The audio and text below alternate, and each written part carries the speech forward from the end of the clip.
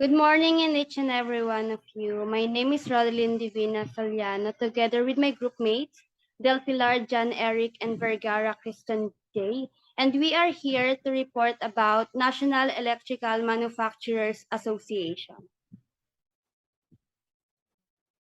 So before we proceed, I would like to give an insight to what is a National Electrical Manufacturers Association. So what is NEMA?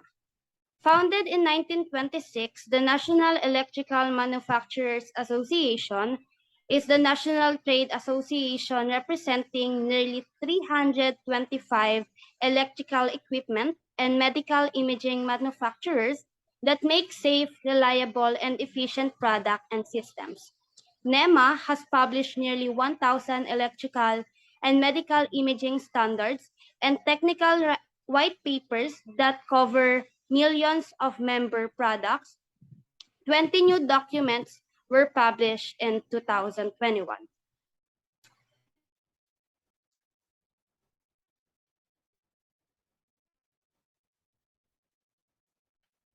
So under Section 1, General Standards Applying to All Machines, Part 1 will be definitions. So first, classification according to size. 1.1 machine, as used in this standard, a machine is an electrical apparatus which depends on electromagnetic induction for its operation and which has one or more component members capable of rotary movements. In particular, the types of machines covered are those generally referred to as motors and generators as defined in Part 1. 1.2 small fractional machine. All small machine is either 1. A machine built in a 2-digit frame number, series in accordance with 4.2.1, or equivalent for machines without fit. Or number 2, a machine built in a frame smaller than the frame of a medium machine, which has a continuous rating at 1,700 to 1,800 RPM of 1 horsepower for motors or 0.75 kilowatt for generators. Or number 3, a motor rated less than 1/3 horsepower and less than 800 RPM.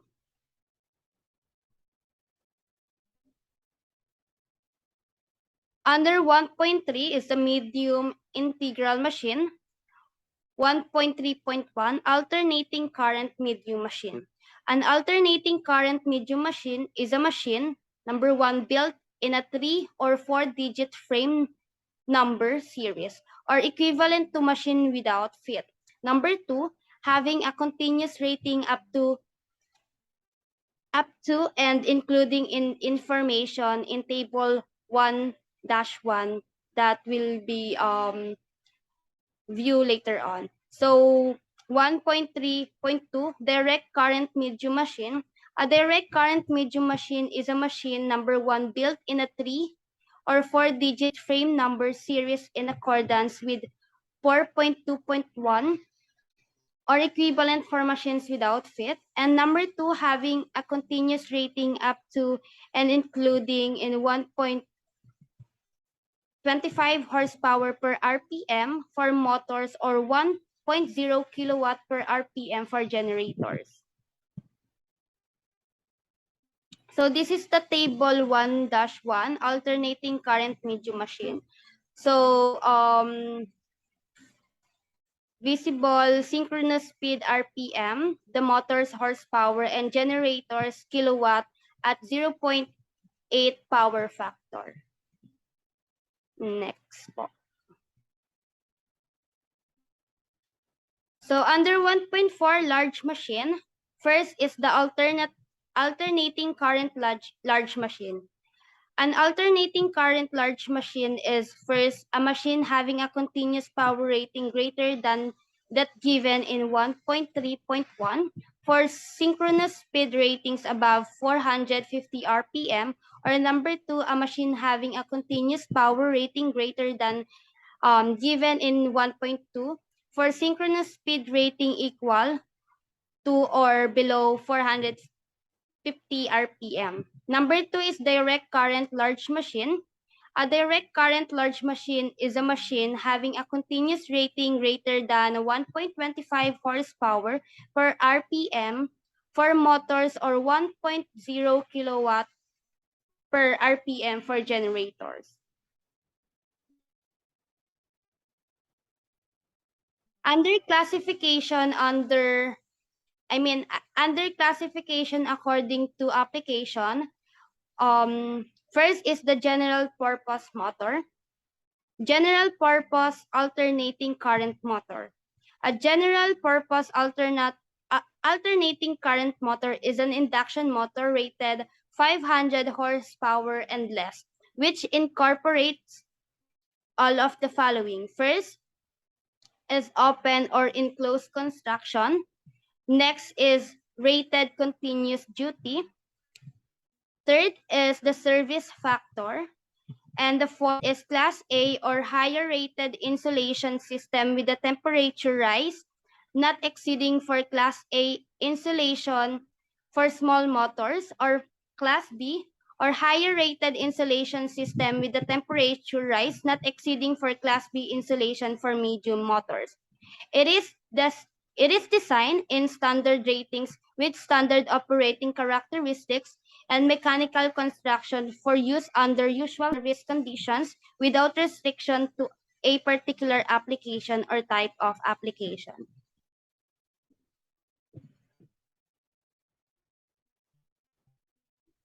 Next.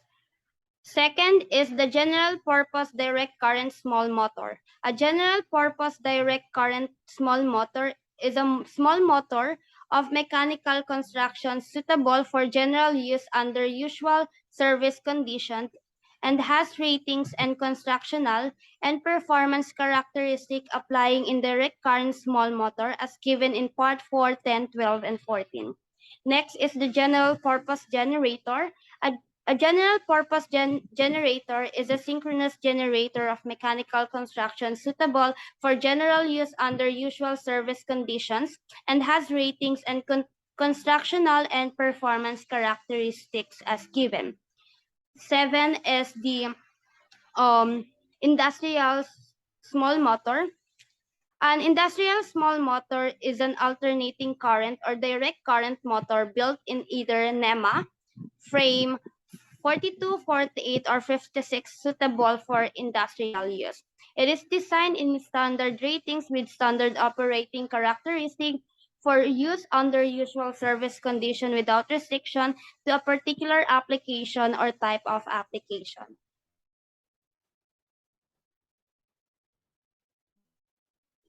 Next slide. Next is the industrial direct current medium motor. An industrial direct current motor is a medium motor of mechanical construction suitable for industrial use under usual service condition and has rating and constructional and performance characteristics apply in direct current medium motor as given in Part 4, 10, 12, and 14. Next is the industrial direct current generator. An industrial direct current generator is a generator of mechanical construction suitable for industrial use under usual service conditions and has ratings and constructional and performance characteristics under performance characteristic applying to direct current generator as given in Part 4 and 15. Next one is the definite purpose motor. A definite purpose motor is any motor designed in standard rating with standard operating characteristic or mechanical construction for use. 10.11 General Industrial Motors. A general industrial motor is a large DC motor of mechanical construction suitable for general industrial use, excluding metal rolling mill service, which may include operation at speed above base speed by field weakening, and has rating and constructional and performance characteristics applying to general industrial motor as given in part 23.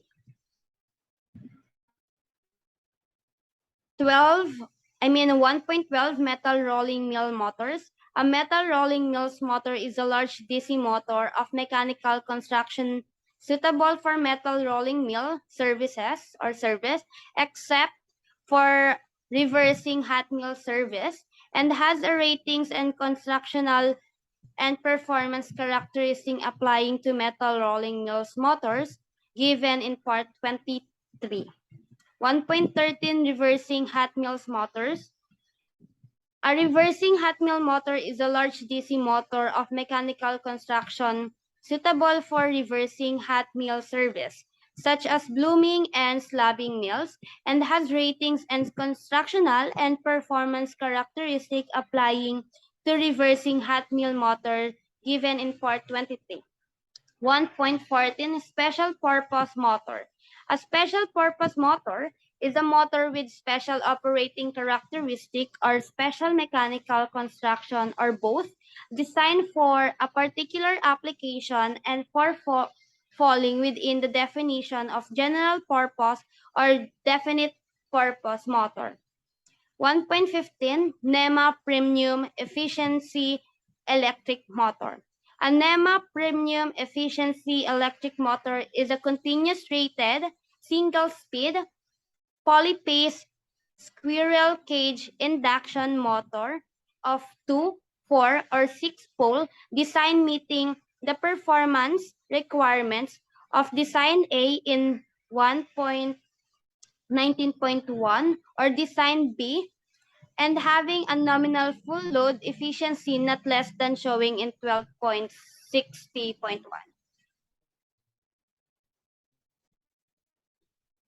Next. Classification according to electrical type. 1.6 general. First is electric motor. An electric motor is a machine that transforms electric power into mechanical power. Electric generator. An electric generator is a machine that transforms mechanical power into electric power. Electric machines. So under electric machines, we have a synchronous machine.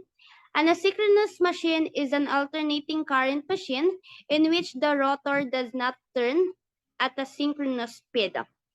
Next one is the direct current commutator machine. A direct current commutator machine is a machine incorporating an armature winding connected to a commutator and magnetic poles which are excited from a direct current source or permanent magnets. Next is the induction machine. An induction machine is a synchronous machine that comprises a magnetic circuit interlinked with two electric circuits or sets of circuits rotating with respect to each other and in which power is transferred from one circuit to another by electromagnetic induction. Next one is the synchronous machine. A synchronous machine is an alternating current machine in which the average speed of normal operation is exactly proportional to the frequency of the system to which it is connected. 1.17 Alternating current motors. Alternating current motors are of three general types: induction, synchronous, and series would, and are defined as follow. Under 1.17.1 induction motor. An induction motor is an induction machine in which primary winding on one member, usually a stator, is connected to the power source, and the polyphase secondary winding or a squirrel cage secondary winding on the other member, usually the rotor, carries induced current.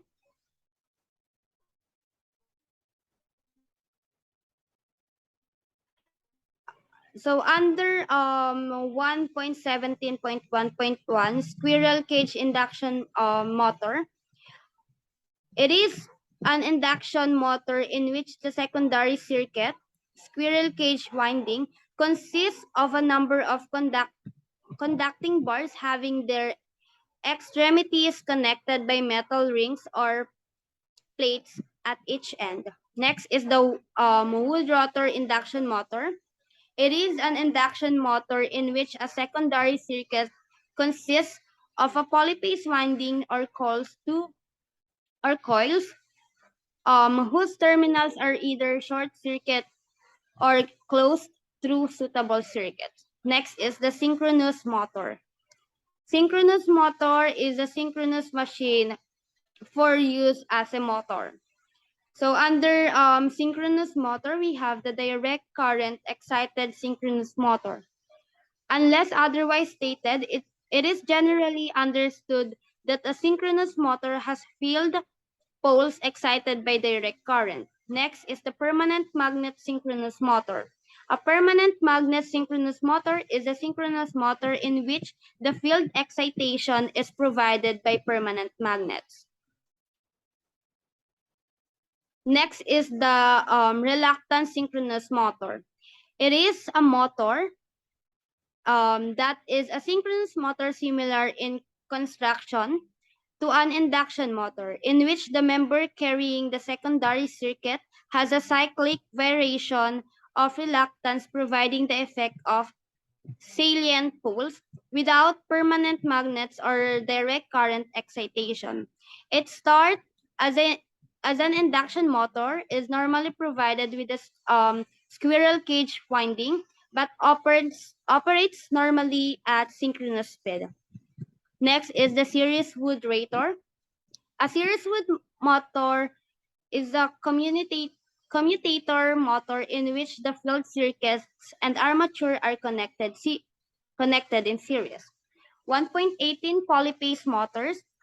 Alternating current polyphase motors are of the squirrel cage induction, wood rotor induction, or synchronous types.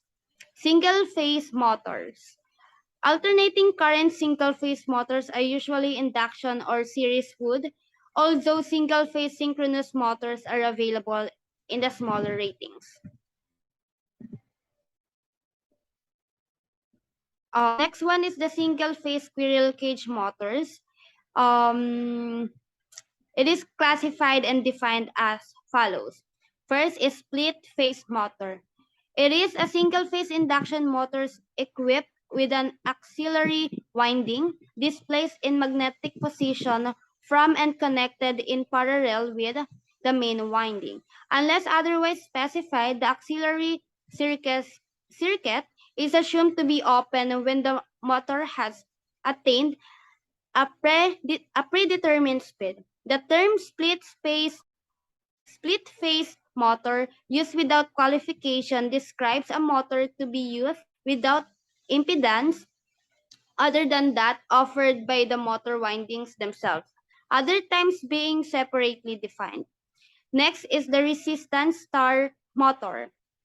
It is a form of split-phase motor having a resistance connected in series with the auxiliary winding. The auxiliary circuit is open when the motor has attained a predetermined speed. Next is the capacitor motor. It is a single-phase induction motor with the main winding arranged for direct connection to a source of power and an auxiliary winding connected in series with a capacitor. There are three types of capacitor motors as follows.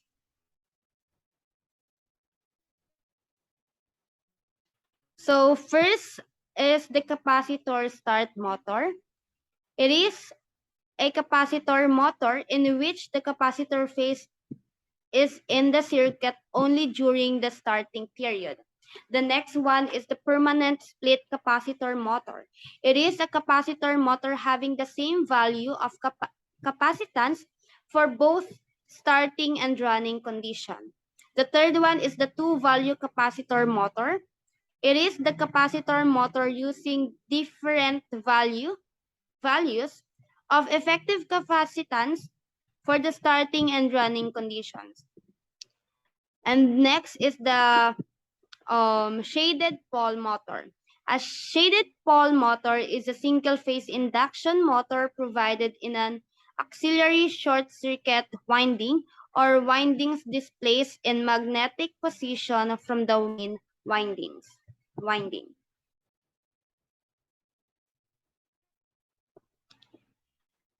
Next one is the single-phase wood rotor motors. Single-phase wood motors are defined and classified as follows. First one is the repulsion motor.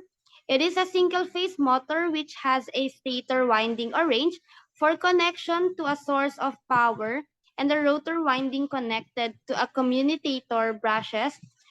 Brushes on the commutator are short circuit and are so placed that the magnetic axis of the rotor windings is inclined to the magnetic axis of the stator windings. This type of motor has a varying speed characteristics. Next is the repulsion start induction motor.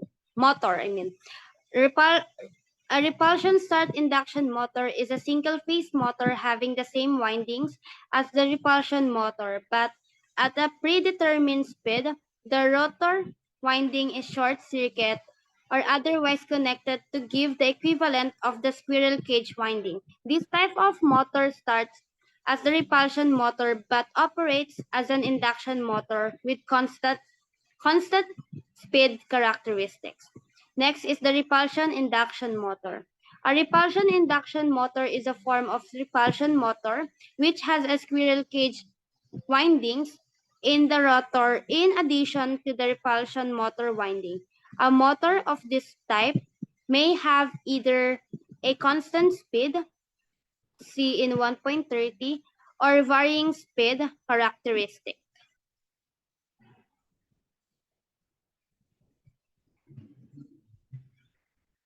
Next is the universal motors.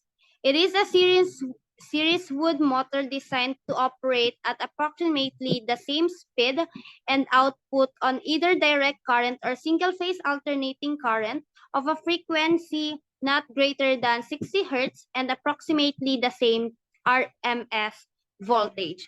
Next is the series wood motor. A series wood motor is a commutator motor in which the field circuit and armature circuit are connected in series. Next one is the compensated series wood motor. A compensated series wood motor is a series wood motor with a compensating field winding. The compensating field winding and the series field windings shall be permitted to be combined into one field winding.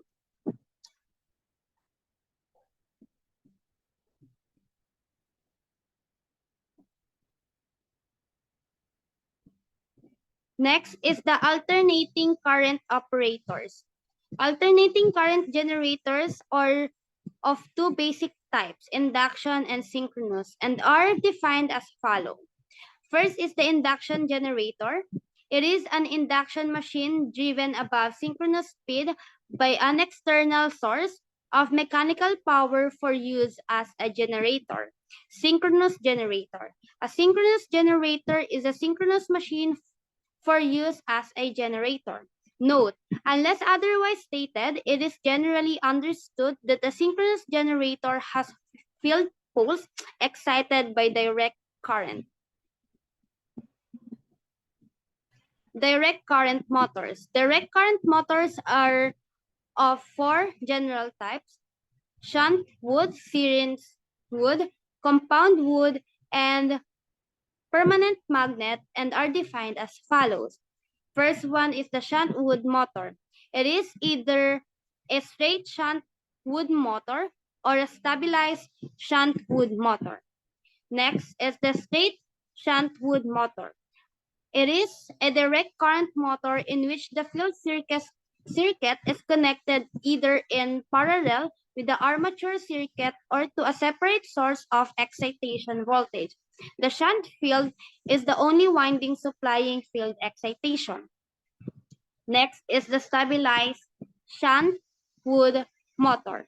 It is a direct current motor in which the shunt field circuit is connected either in parallel with the armature circuit or to a separate source of excitation voltage, and which also has a light series winding added to prevent a rise in speed or to obtain a slight reduction in speed with increase in load. Next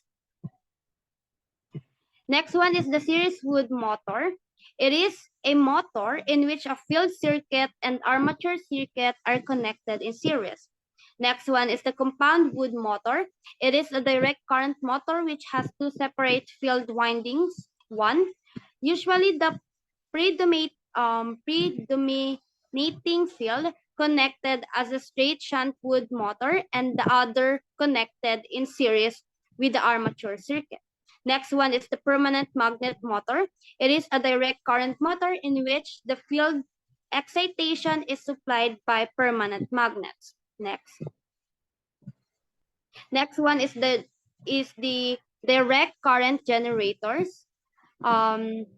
These are two general types, shunt wood and compound wood, and are defined as follow.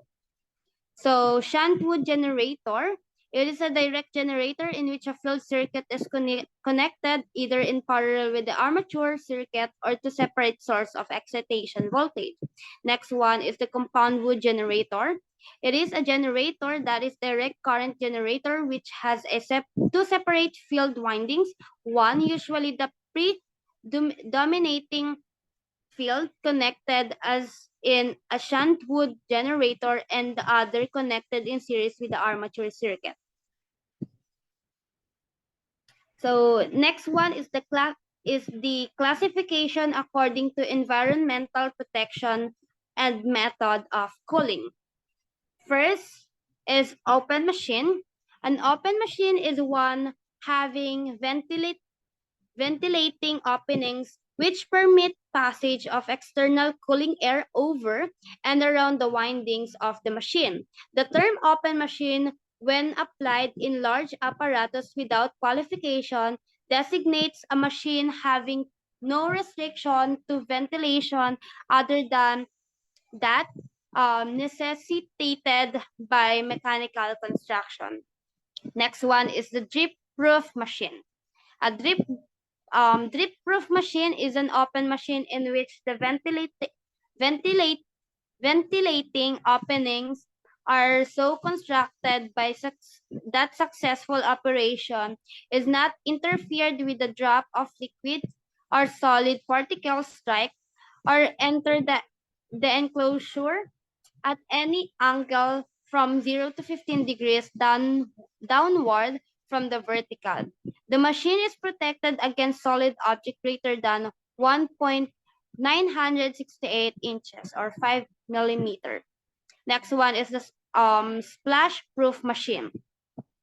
It is an open machine in which the ventilating openings are so constructed that successful operation is not interfered with when drops of liquid or solid particles strikes or enter the enclosure at any angle not greater than 60 degrees downward from the vertical.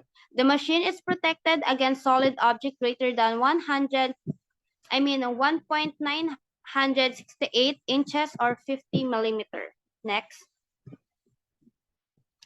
Next one is the semi-guarded machine.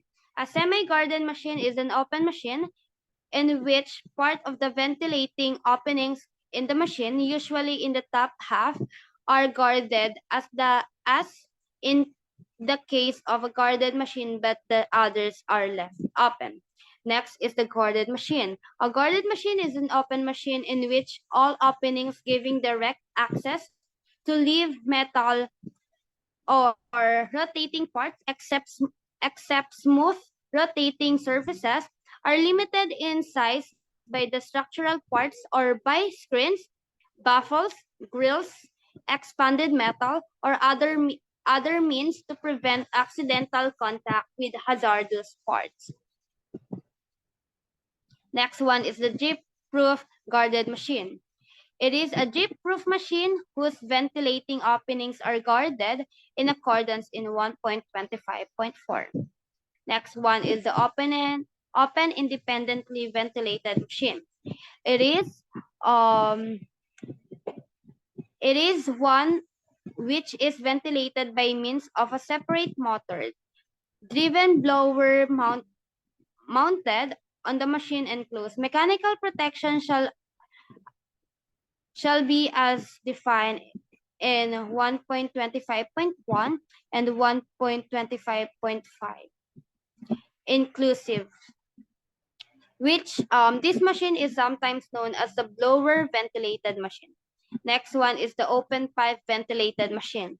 An open pipe ventilated machine is an open machine except that openings for the admission of the ventilating air are so arranged that inlet ducts or pipes can be connected to them.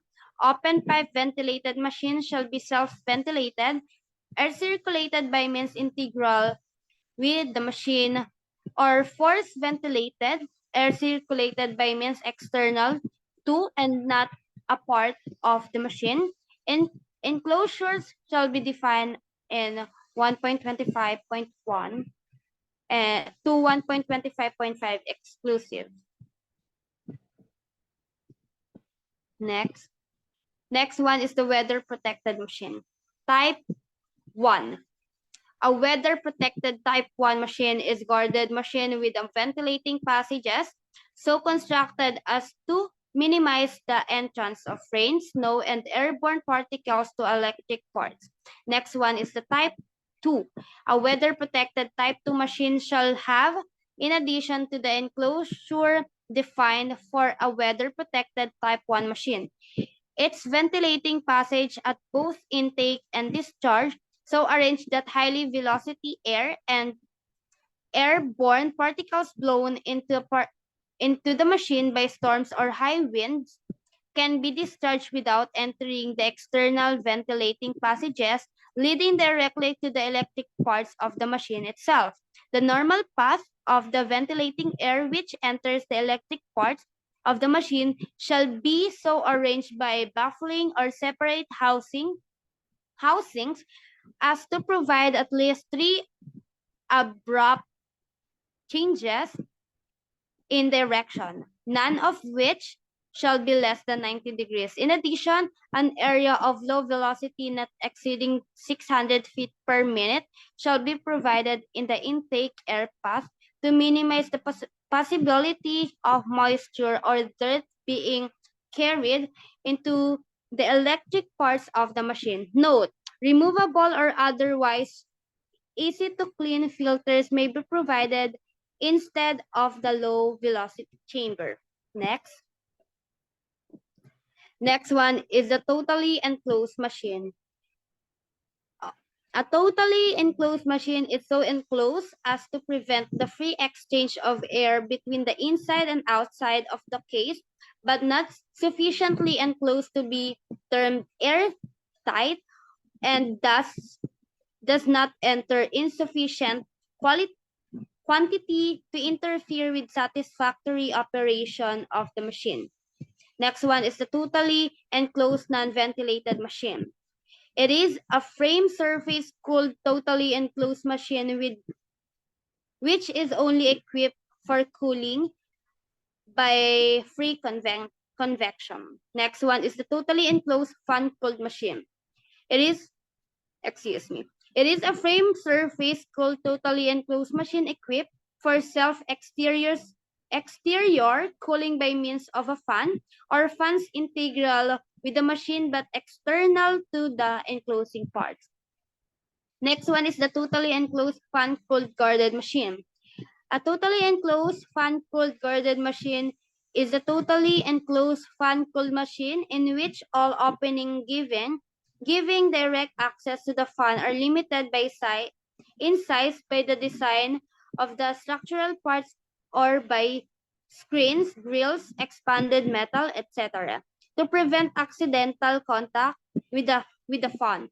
Such openings shall not permit the passage of the cylindrical rod 0.75-inch diameter and a probe such as that shown in figure shall not contact the blades, spokes, and other irregular surfaces of the fan. Next one is the totally enclosed pipe ventilated machine.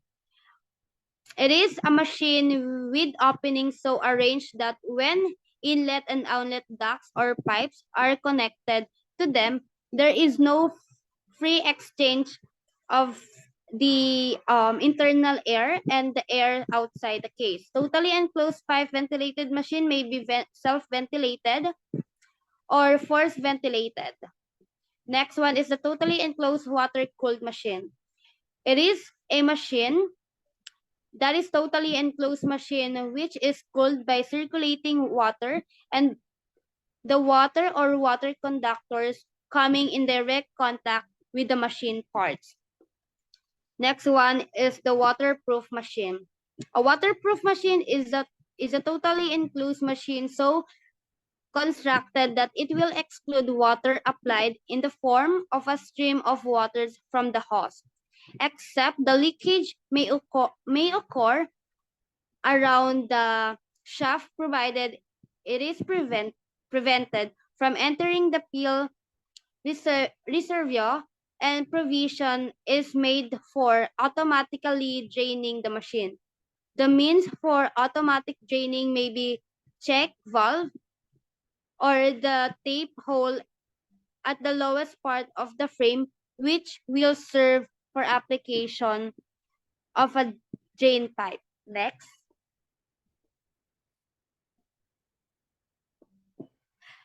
Totally enclosed air-to-air cooled machine.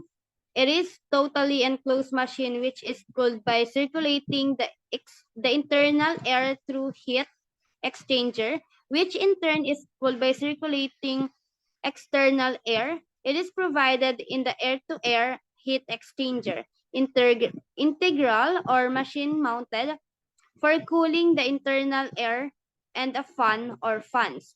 Integral with the rotor shafts or separate for circulating the integral air and the fan or fans. Integral with the rotor shaft or separate but external to the enclosing part or parts for circulating the external air. Next one is the totally enclosed air over machine. A totally enclosed air over machine is a totally enclosed frame source cooled machine intended for exterior cooling by a ventilating means external to the machine. Next one is the explosion proof machine. It is a totally enclosed machine whose enclosed is designed and constructed to withstand an explosion of a specified gas or vapor which may occur within it and to prevent the ignition of the specified gas or vapor surrounding by machines by sparks, flashes, or explosions of the specified gas or vapor which may occur within the machine casing. Next one. The dust ignition proof machine. It is a totally enclosed machine whose enclosed is designed and constructed in a manner which will exclude ignited amount of dust or amounts which might affect performance or rating and which will not permit arcs, sparks, or heat otherwise generated or liberated inside of the enclosed to cause ignition of exterior accumulations or atmospheric suspensions of a specific dust on or in the vicinity of the enclosure. Next one is the machine with encapsulated or sealed windings. First one is the machine with moisture resistant winding. It is one of which the windings have been treated such that exposure to to a moist atmosphere will not readily cause malfunction. This type of machine is intended for exposure to moisture conditions that are more excessive than the usual insulation system can withstand. Next. Next is the machine with sealed windings. It is one which has an insulation system which, through the use of materials, processes, or a combination of materials and processes, results in winding and connections that are sealed against contaminants.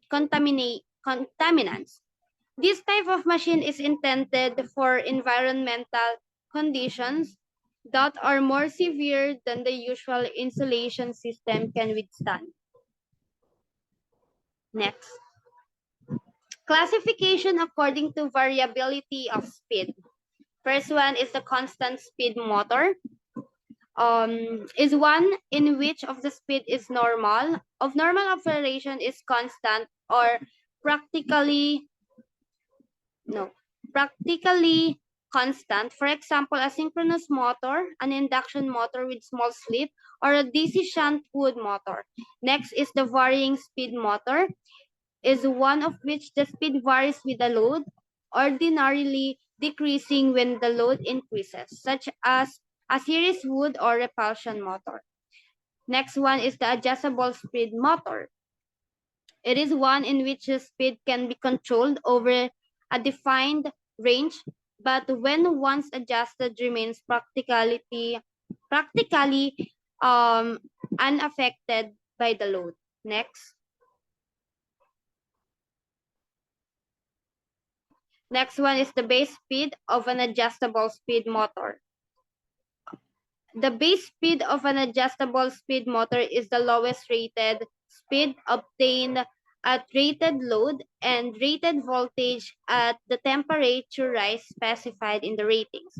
Next one is the adjustable varying speed motor, is one in which the speed can be adjusted gradually, but when once adjusted for the given load, will vary in considerable degree with change in load, such as a DC compound wood motor adjusted by field control or a wood rotor induction motor with rheostatic speed control. Next one is the multi-speed motor, is one which can be operated at any one of two or more definite speeds, each being practically independent of the load. For example, a DC motor with two armature windings or an induction motor with windings capable of the various pole groupings. In the case of multi-speed permanent split capacitor and shaded pole motors, the speeds are dependent upon the load. Next.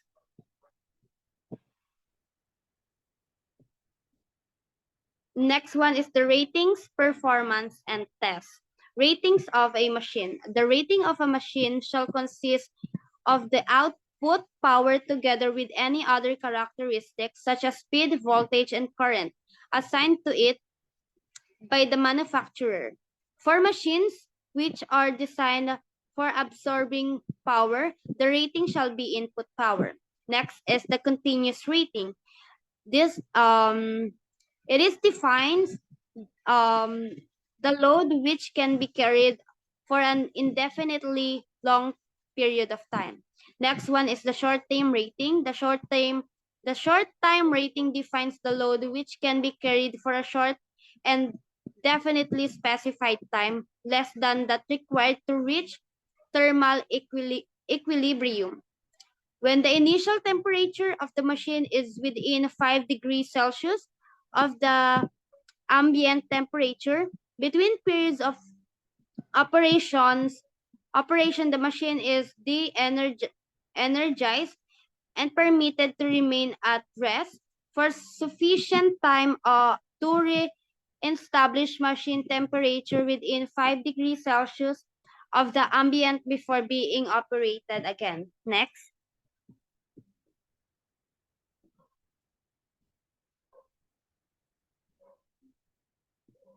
Next po. Next is the efficiency. General. The efficiency of a motor or generator is the ratio of its useful power output to its total power input and is usually expressed in percentage. Service factor AC motors. It is a multiplier which, when applied to the rated horsepowers, indicate a permissible horsepower loading which may be carried under the conditions specified for the service factor. Next one is the speed regulation DC motor. It is the difference between the steady no load speed and the steady rated load speed expressed in percent or rated load speed. Next one is the percent compounding of direct current machine. The percent of the total field amperes at full load that is contributed by the series field. Next. Next one is the voltage regulation of direct current generators. The voltage regulation of the direct current generator is a final change in voltage with constant field rheostat setting when the specified load is reduced gradually to zero, expressed as a percent rated load voltage, the speed being kept constant. Next one is the secondary voltage of wood rotor motors. It is the open circuit voltage at standstill measured across the slip rings with rated voltage applied on the primary winding. Next one is the full load torque. Full load torque is a motor is the torque necessary to produce its rated horsepower at full load speed. In pounds at the foot radius, it is equal to the horsepower times 5,225 divided by the full load speed. Next one is the lock rotor torque, static torque. The lock rotor torque of a motor is a minimum torque which it will develop at rest for all angular positions of the rotor with rated voltage applied to the rated frequency. Next.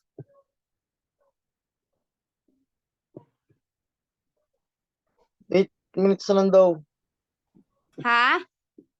8. Next one is the pull-up torque.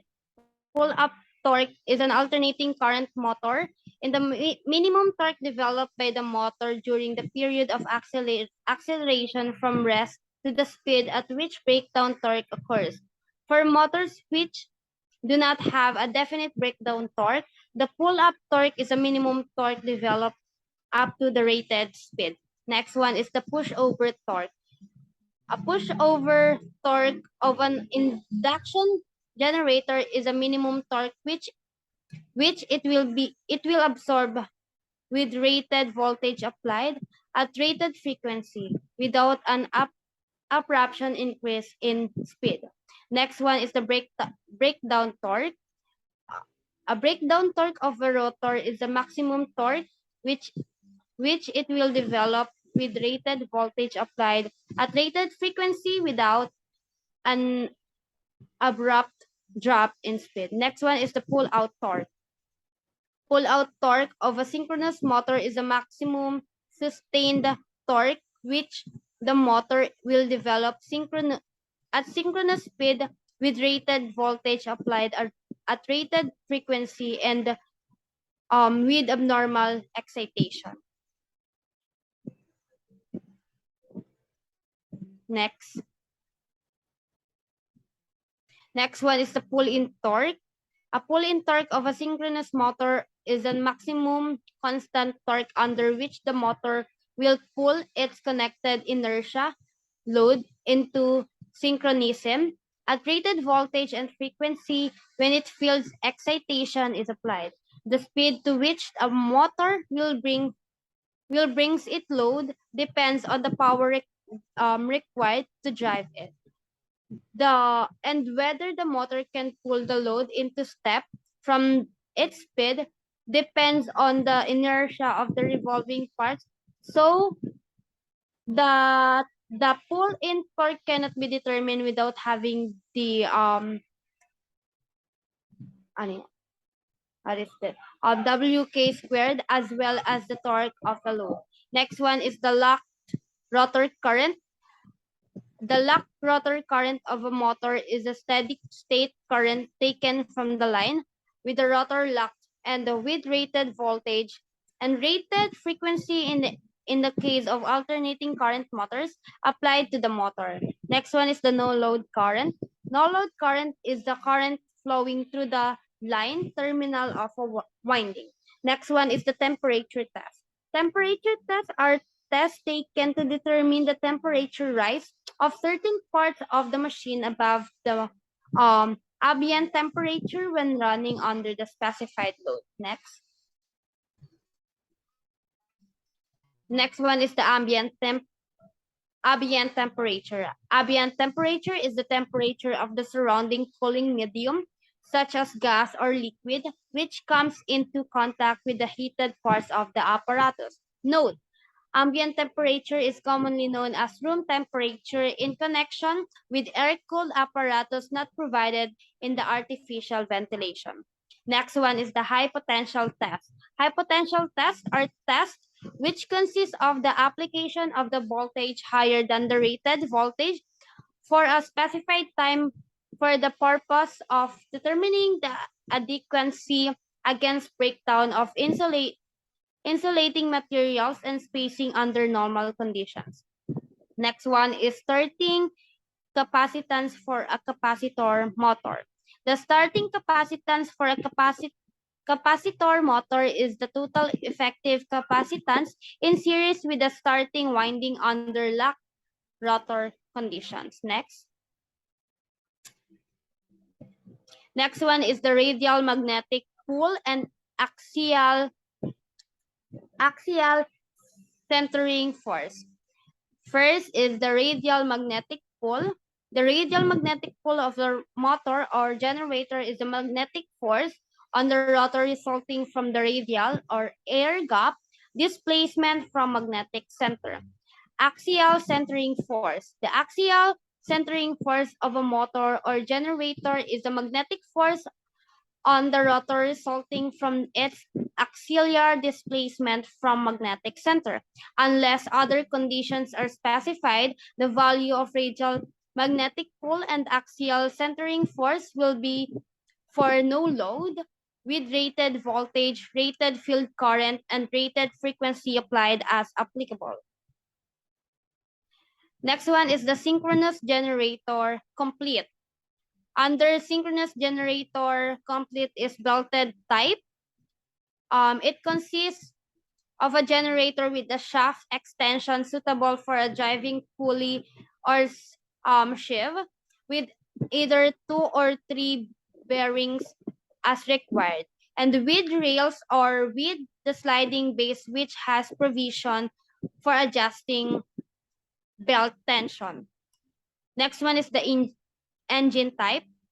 The engine type generator consists of a stator rotor without shaft, foundation caps or sole plates, and brush rigging support. No base bearing shafts, shaft keys, or foundation bolts are included in generator in this type. Next one is the couple type. A couple type generator consists of a generator with shaft extension for coupling and with 1 or 2 bearings. Next one. Next is the direct current generator complete. We have belted type, which consists a generator with a shaft extension for a driving pulley or sheave.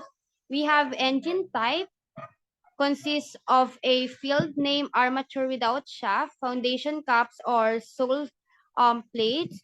And we have coupled type, which consists of a generator with a shaft extension suitable for coupling in or with either one or two bearings are as required. Next one. Next one is the face and flange mounting.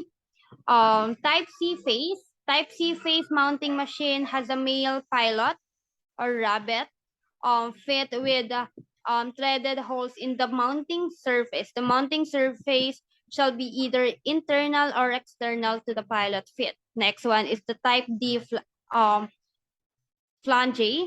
Type D flange mounting machine has a male pilot fit with clearance holes in the mounting surface. The mounting surface is external to the pilot fit. Next one is the type P flange. Type B flange mounting machine has a female pilot fit with clearance holes in the mounting surface. The mounting surface is external to the pilot fit. Next. Classification of insulation system. First, we have insulation system defined. The insulation system is an assembly of insulating materials in association with the conductors and the supporting structural parts. All of the components described below that are associated with the stationary winding constitute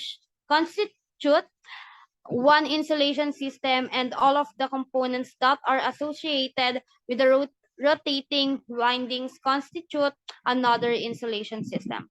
First, we have coil insulation with its accessory. The coil insulation comprises all of the insulating materials that envelope and separate the current carrying conductors and their components turn and strands and form the insulation between them and the machine structure, including wire, coating, varnish, and capulants, slat insulation, slat fillers, tapes, face insulation, full body insulation, and retaining ring insulation when present. Next one is the connection and winding support insulation. The connection and winding support insulation includes all of the insulation materials that envelope the connections which carry current from coil to coil and from stationary or rotating coil terminals to the point external circuit attachment and the insulation of any metallic support of the winding. Next. Miscellaneous. We have the nameplate marking.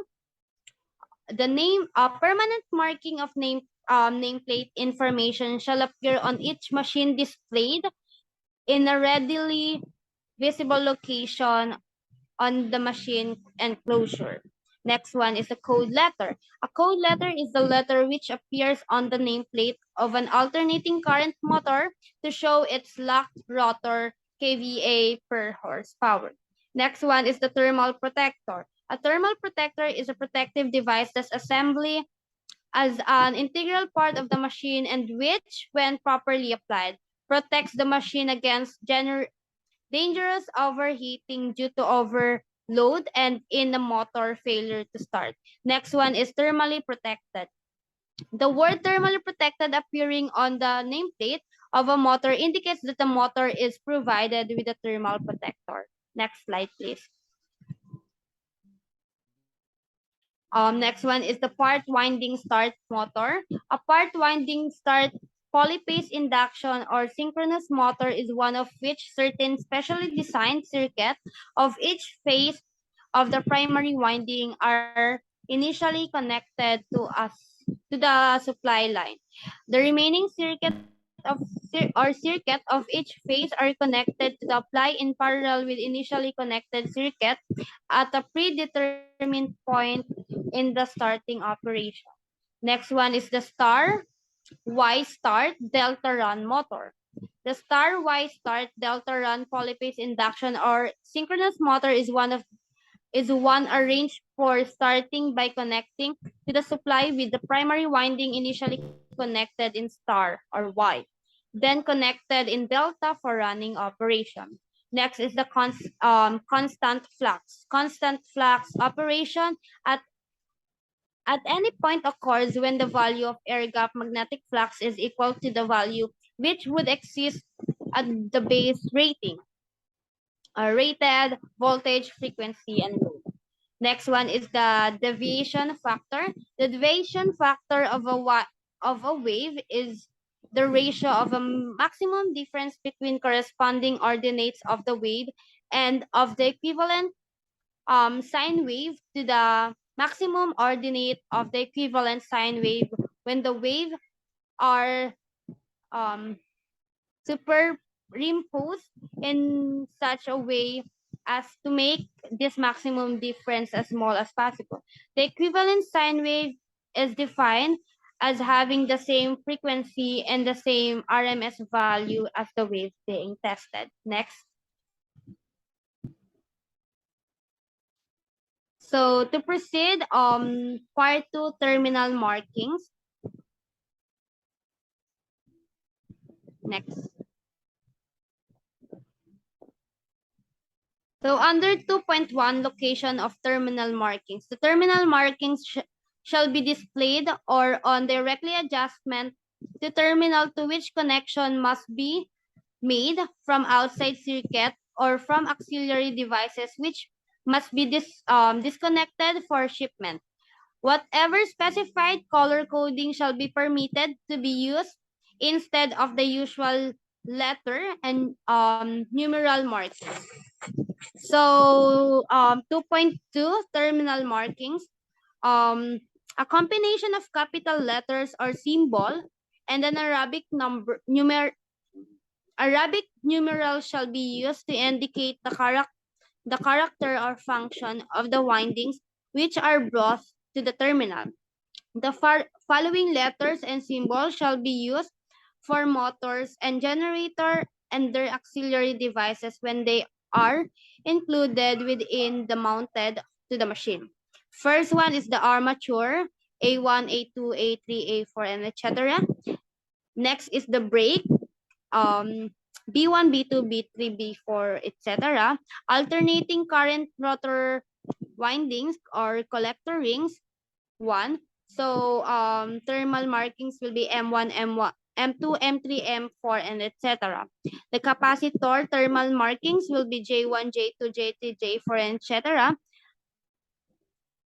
While control signal lead attached to cumulating winding is thermal markings is C. Next. Dynamic braking resistor thermal markings will be BR1, BR2, BR3, BR4, and etc. Field or series thermal markings will be S1, S2, S3, S4, etc. Field and shunt will be F1, F2, F3, F4, and etc. While the line thermal markings will be L1, L2, L3, L4, and etc. Next one is the magnetizing wind for initial and maintenance magnetization and demagnetization of permanent magnet field. Thermal markings will be E1, E2, E3, E4, and etc. Note, E1, E3, or other odd numbers terminal should be attached to the positive terminal of the magnetizing power supply for magnetization and to the negative terminal for demagnetization. Next one is for resistance, armature, and miscellaneous. Thermal markings will be R1, R2, R3, R4, etc. Resistance, shunt, field adjusting will be V1, V2, V3, V4, and etc. Shunt braking resistor will be DR1, DR2, DR3, DR4, and etc. Space heaters will be H1, H2, H3, H4, and etc. Stator thermal markings will be TI, TI, T1, T2, T3, T4, etc. Starting switch will be K. Thermal protector is P1, P2, P3, P4, etc. equalizing lead is equality sign. So just an equal sign. And neutral connection, terminal letter with numeral 0. Next slide, please. Direction of rotation. Alternating current machine, C2.24 rather. Direct current machine will be seen on 2.12. So to proceed, motor generator sets. When one motor and one generator are coupled together at their drive end, the standard direction of rotation for both machines shall be as given for the type of machine and will apply to the motor generator with set without change in connection. The correct direction of rotation shall be clearly indicated on the rotor on a motor generator set rather when the two or more machines are coupled together but not at their drive end. The standard direction of rotation cannot apply to all machines in the set. Changes in connection will be necessary for those machines operating in the opposite direction of rotation. DC motors and generators terminal markings. First is the general. The markings comprising letters and numbers on the terminals of the direct current machine shall indicate the relation of circuit within the machine. First is the armature leads. When the armature leads passes through the commutating or compensating field or any combination of this field before being brought out to connection to the external circuit, the terminal marking of this lead shall be an A. When an armature lead passes through a series field and all integral connections are permanently made, the lead brought out shall be marked with an appropriate S designation. If an equalizer lead or paralleling purposes is brought out, it should be marked with an equal or equality sign. Next is the armature lead direction of rotation. All numerals shall be determined on the following fundamental basis. The numerals of the terminal of direct current machine shall be selected so that when the direction of current in any single excitation winding is from a lower to higher numeral, the voltage generated in the armature from this excitation shall, for counterclockwise rotation facing the end opposite the drive, make armature terminal A1 positive and A2 negative with excitation applied in the same manner. The opposite rotation will result in A2 being positive and A1 negative. Terminal markings for dual voltage shunt field. When the separately excited shunt field winding is reconnectable series parallel for dual voltage, the terminal marking shall be shown in figure 2.1. So below is the figure 2-1, separately excited shunt field winding for series parallel dual voltage. So below that one is the voltage. So low voltage and the high voltage, and you will be seeing the join and connect to supply. Next slide. Direction of rotation. Under direction of rotation is direct current motors. The standard direction of shaft rotation for direct current motor shall be counterclockwise, facing the end opposite the drive end. Next.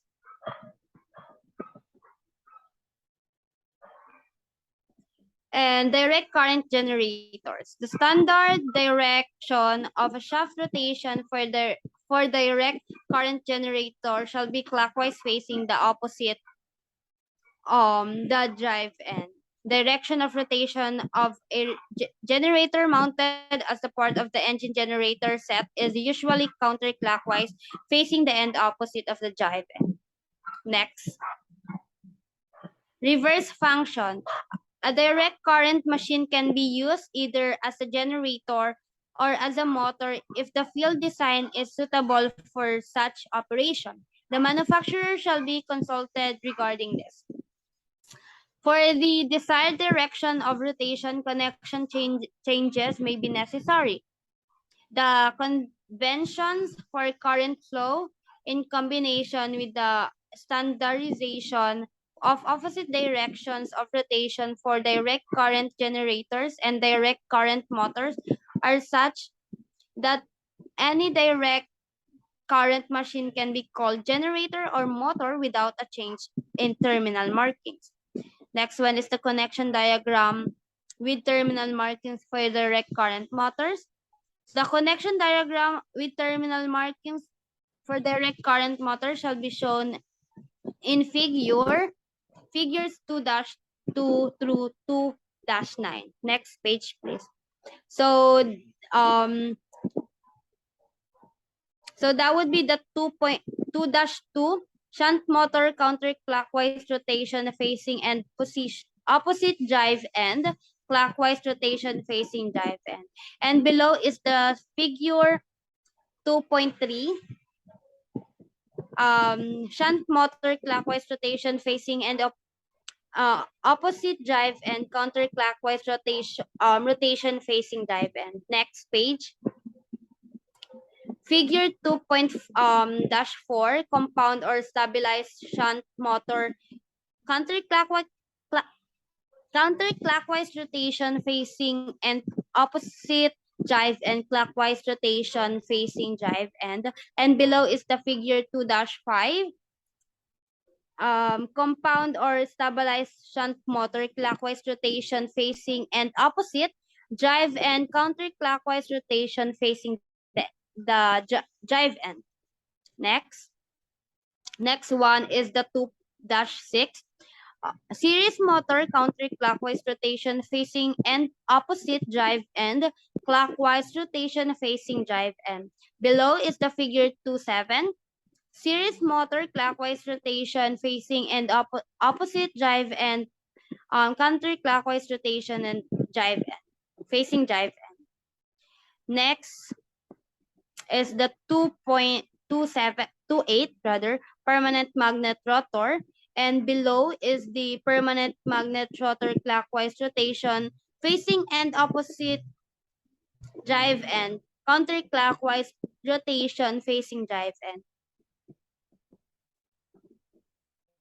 So when connection between different windings are made permanently inside the machine, any lead brought out of the machine from the junction except the control lead shall bear the terminal markings of the windings to which it is connected, except that no markings shall be included for commutating and compensating field. This connection diagram shows all leads from armature, the shunt field, and the series or stabilizing field brought out of the machine. The same diagram is therefore applicable for reversing the non-reversing motors. The dotted connections may be made inside the machine or outside the machine as condition requires. The relationship between the terminal markings number, the relative polarity of the windings, and the direction of rotation in accordance with 2.6, but the polarities shown in this connection diagrams, while preferred, are not stabilized. Next. So here are the notes, 1 to okay. To proceed, let's move on to 2.8 connection diagram with terminal markings for direct current generators. The connection diagram with terminal markings for direct current generation shall be shown in figure 2-10 through 213, when connection between different windings are made permanently inside the machine, any lead brought out of the machine from the junction except an equalizer or control lead shall bear the terminal markings of the winding to which it is connected, except that no markings shall be included for commutating and compensating field. Next.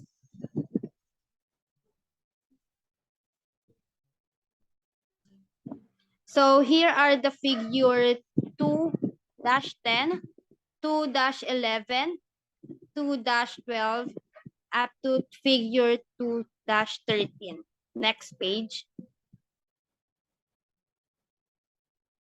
Okay. So AC motors and generators. Numerals on terminal of alternating current polyphase machines. First is the synchronous machines. The numerals 1, 2, 3, etc. indicate the order in which the voltage at the terminal reach their maximum positive values. Phase sequence, which clockwise shaft rotation when facing the connection end of the coil winding. Hence, the counterclockwise shaft rotation not standard when facing the same end. The phase sequence will be 1, 3, 2. Next one is the induction machine. The terminal markings of polyphase induction machines are not related to the direction rotation. Definition 2.10 definition of phase sequence. Phase sequence is the order in which the voltage successively reach their maximum positive values between terminals. Next one is the phase sequence. The order of numerals on terminal lead does not necessarily indicate the phase sequence, but the phase sequence is determined by the direction of shaft rotation relative to the connection of the coil winding. Next one is the direction of rotation phasor. Phasor diagram shall be shown so that advance in phase of one phasor with respect to another is in the counter clockwise direction. So here is the figure 2-14 in which phasor 1 is 120 degrees in advance to phasor 2 and phase sequence 1, 2, 3. Next. Direction rotation. The standard direction of rotation for alternating current generator is clockwise when facing the end of the machine opposite to the drive end. Next. So AC generators and synchronous motors. So we have reversal of rotation, polarity, and phase sequence. Alternating current generator driven counterclockwise when facing the connection end of the coil winding will generate without change in connections, but the terminal phase sequence will be 1, 3, 2. Synchronous condensers and asynchronous motors may be operated with counterclockwise shaft rotation viewed from the connection end of the coil winding by connecting them to LEDs in which the phase sequence is 1, 2, 3 in the following manners. Power LEDs is 1, 2, 3, and the machine terminals is 1, 3, 2. Next one is the connection terminal markings alternating current generator and asynchronous motor 3-phase and single phase. The alternating current windings of 3-phase alternating current generator and synchronous motor shall have terminal markings as given in 2.61. For 3-phase single speed induction. And next one is the alternating current winding. Single phase rather alternating current generator and synchronous motor shall have terminal markings given later on in figure 2-15. The terminal markings of direct current field winding shall be figure 1 and F2, F1 and F2. Next.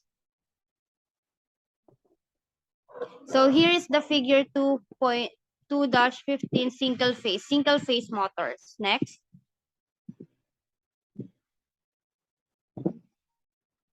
Single-phase motors, general, dual voltage. Regardless of type, when a single-phase motor is reconnectable, series parallel for dual voltage, the terminal markings shall be determined as follow. So for the purpose of assigning terminal markings, the main windings is assumed to be divided into two halves, and T1 and T2 shall be assigned to one half, and T3, T4 to the other half. So next,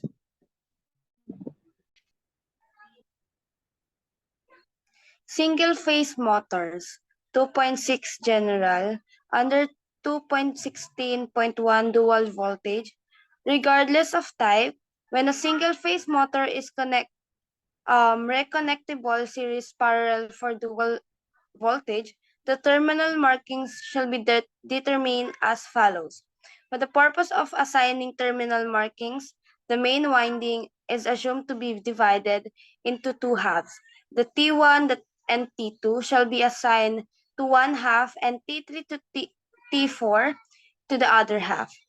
For the purpose of assigning terminal markings, the auxiliary winding, if present, is assumed to be divided into two halves. The T5 and T6 shall be assigned to one half, and T7 and T8 to the other half. Polarity shall be established so that the standard direction of rotation, counterclockwise facing the end opposite the drive end, is obtained when the main winding terminal T4 and the auxiliary winding terminal T5 are joined, or when an equivalent circuit connection is made between the main and auxiliary winding. The terminal markings arrangement is shown diagrammatically in figure 2-16. Next. So this is the figure for dual voltage. Next. Single voltage. If a single phase motor is single voltage, or if either winding is intended for only one voltage, the terminal markings shall be determined as follows. T1 and T4 shall be assigned to the main windings, and T5 and T8 to the auxiliary winding, if present, with the polarity arrangement such that the standard direction of rotation is obtained if T4 and T5 are joined to one line and T1 and T8 to the other. The terminal markings arrangement is shown diagrammatically in figure 2.7. Next. So this is the figure for single voltage.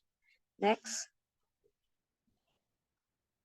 Terminal markings identified by color. When single-phase motor use LED colors instead of letter and number markings to identify the LED, the color assignment shall be determined as follows.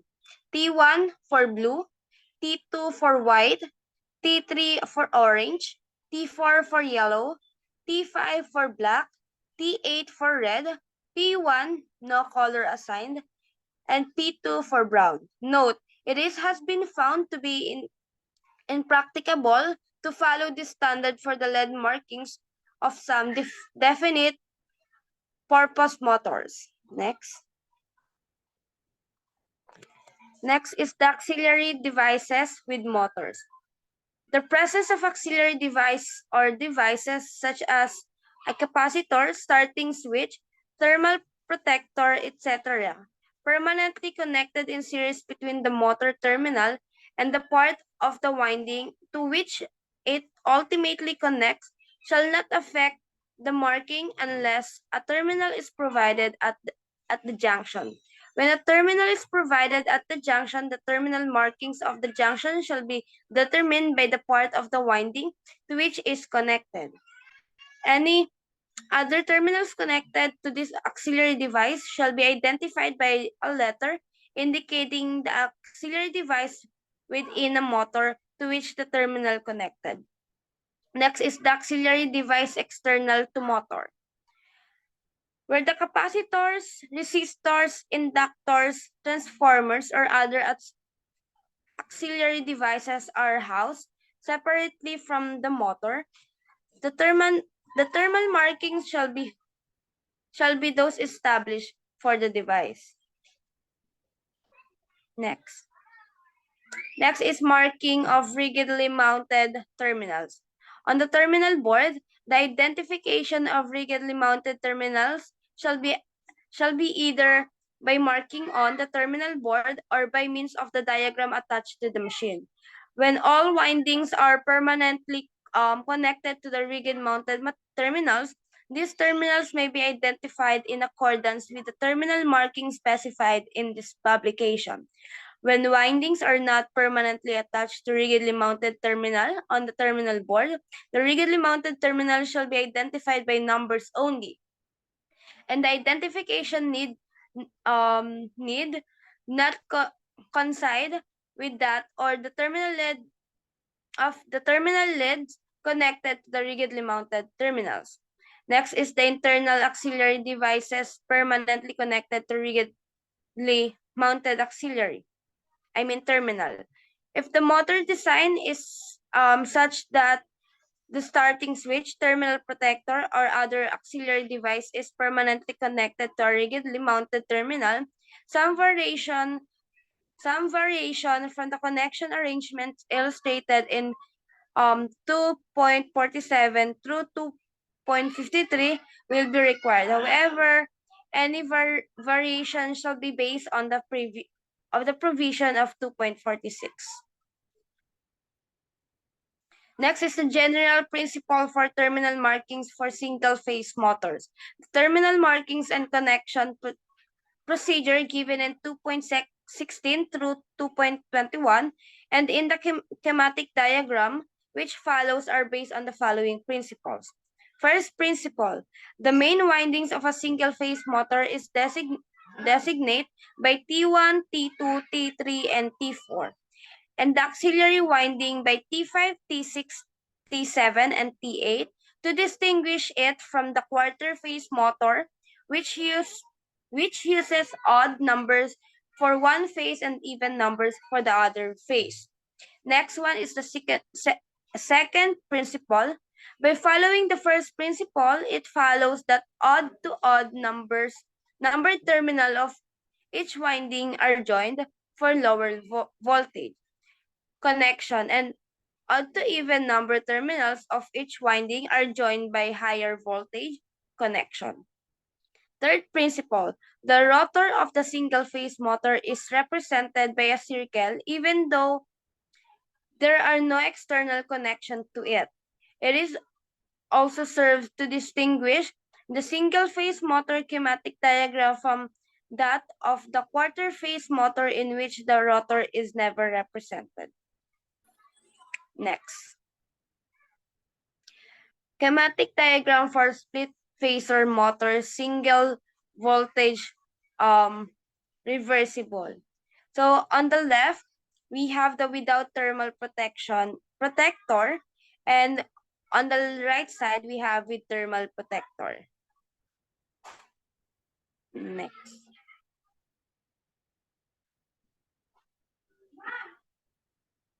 So next is the schematic diagram for capacitors start motors reversible. Single voltage capacitor start motor reversible. So on the left side, we have the without terminal protector, and the right side, and in the right side, we have the with thermal protector. Next. Next one is the dual voltage capacitor start motors reversible. We have dual voltage without thermal protection. So we have here figure 2-26, figure 227 for higher nameplate voltage, A, and B for lower nameplate voltage. We have here higher nameplate voltage and lower template voltage for terminal board with links. Next one is the dual voltage with terminal protector. The design proportion for dual voltage reversible capacitor start motors are such that three different groups of diagram are necessary to show the means for obtaining adequate protection for these motors. These three groups of diagram 1, 2, and 3 insert the thermal protector at different points in the circuit. Therefore, different currents are provided to actuate the thermal protector. So here is the group 1 dual voltage with thermal protector. We have here figure 2-29. We have figure 2-30A for higher nameplate voltage and 2-30B for lower nameplate voltage. And we have here figure 231A for higher nameplate voltage terminal board with links, and figure 231B lower nameplate voltage with terminal board with links. So we have here the group 2 dual voltage with thermal protector. Next. And group 3 dual voltage with thermal protection.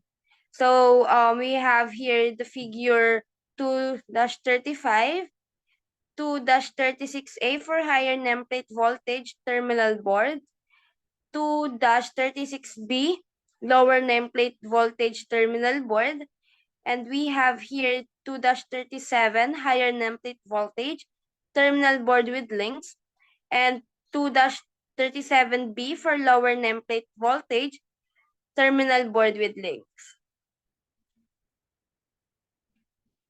2.26, we have schematic diagram for two-value capacitor motors, single voltage reversible. We have here without terminal protector. So without terminal protector, we have figure 2-38. And terminal board, we have figure 2-39A. So to obtain clockwise rotation, interchange LED T5 and T8. And we have here figure 2-39B. To obtain clockwise rotation, interchange LEDs T1 and T4. Next. So under 2.26.2, we have with thermal protector. So we have here figure 2-40. We have here terminal board, figure 2-41A, and figure 2-41B.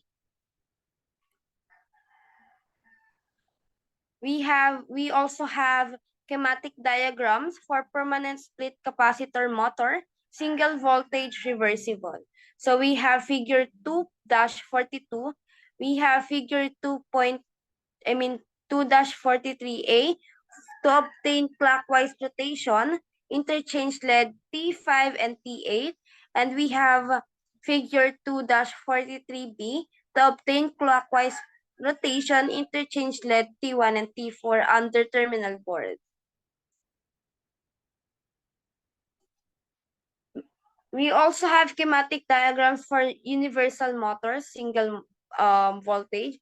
So we have here figure 2-44A, non-reversible, and reversible figure 2-44B. Next. 2.29, we have schematic diagrams for repulsion start induction, and repulsion induction motors. So we have here figure 2-45A for single voltage, and we have figure 2-45B for dual voltage. We also have here figure 2-46A for single voltage externally reversible, and figure 2-64B. Next. Shaded pole motors 2-speed. So we have here figure 2-47. So here.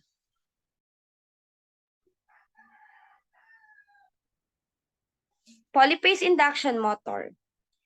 2.31 General principles for terminal markings for polyphase induction motor.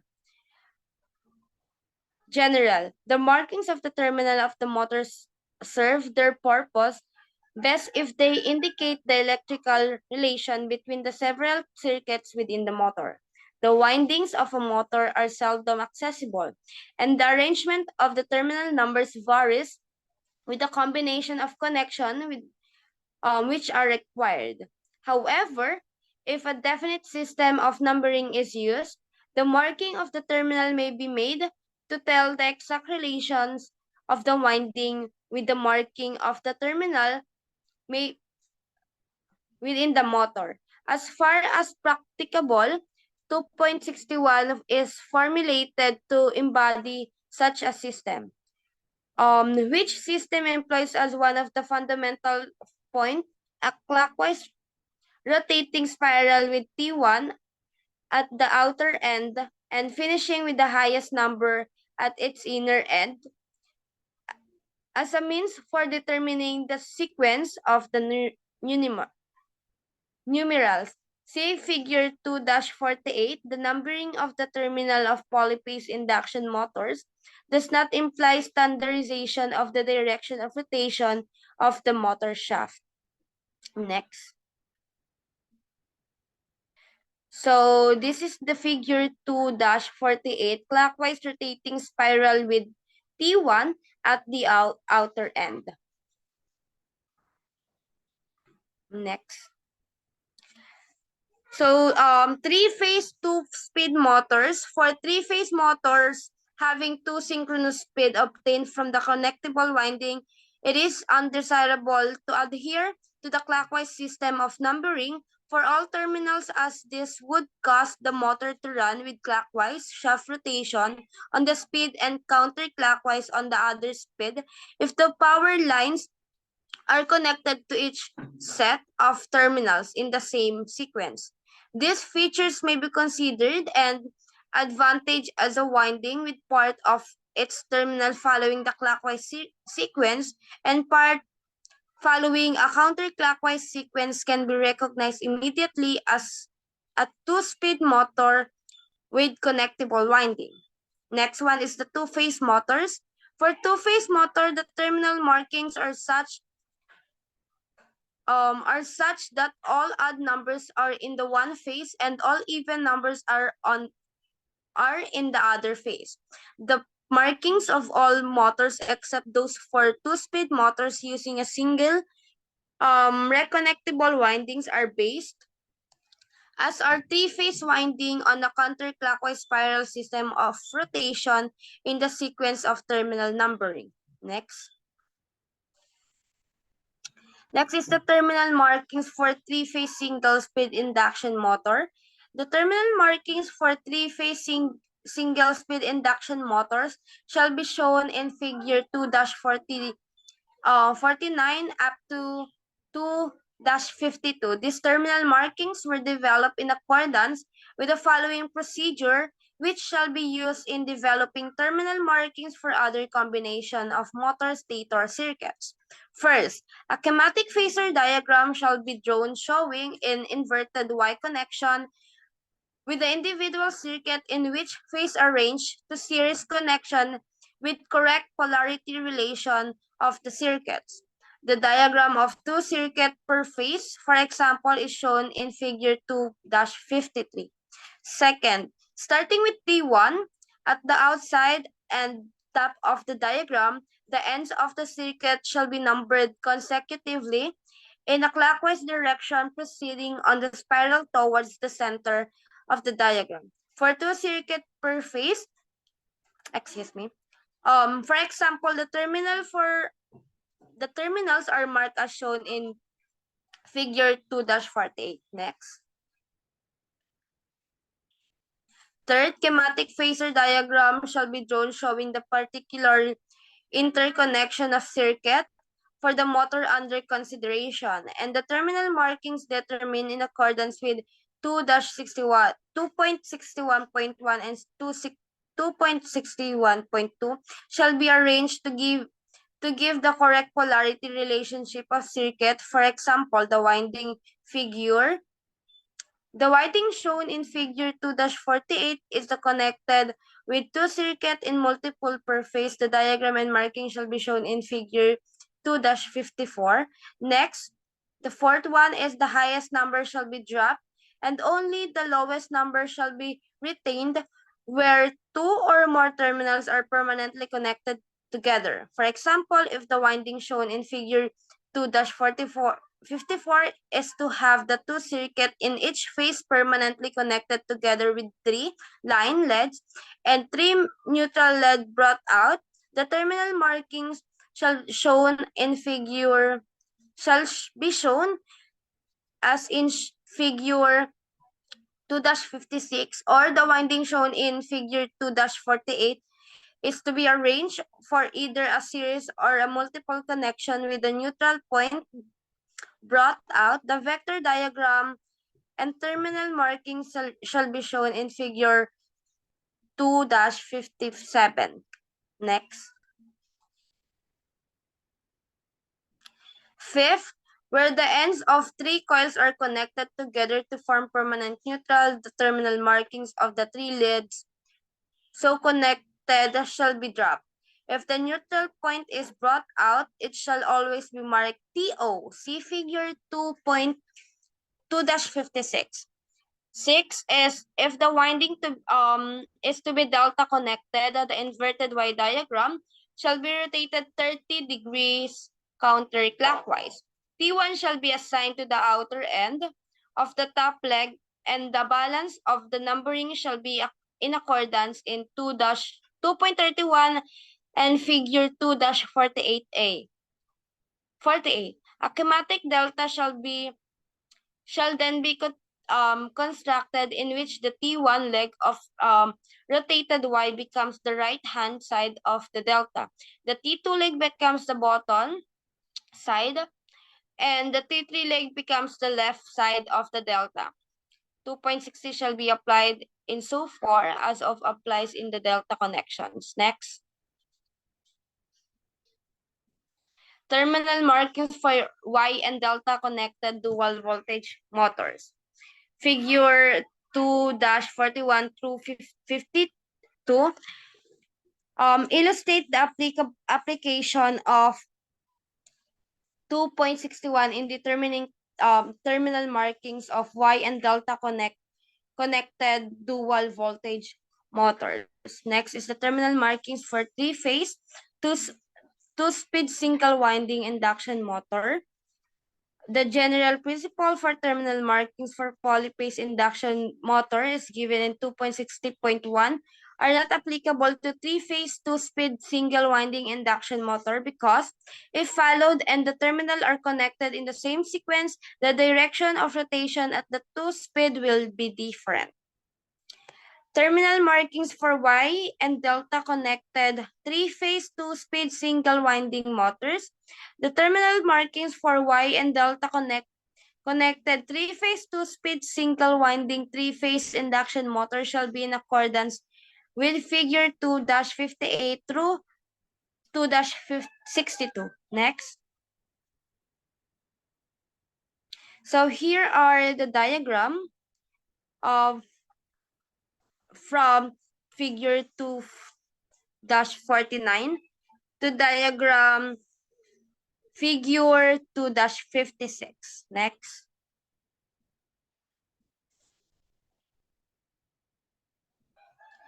Figure 2-57, delta markings for two circuit per phase delta connected. Next.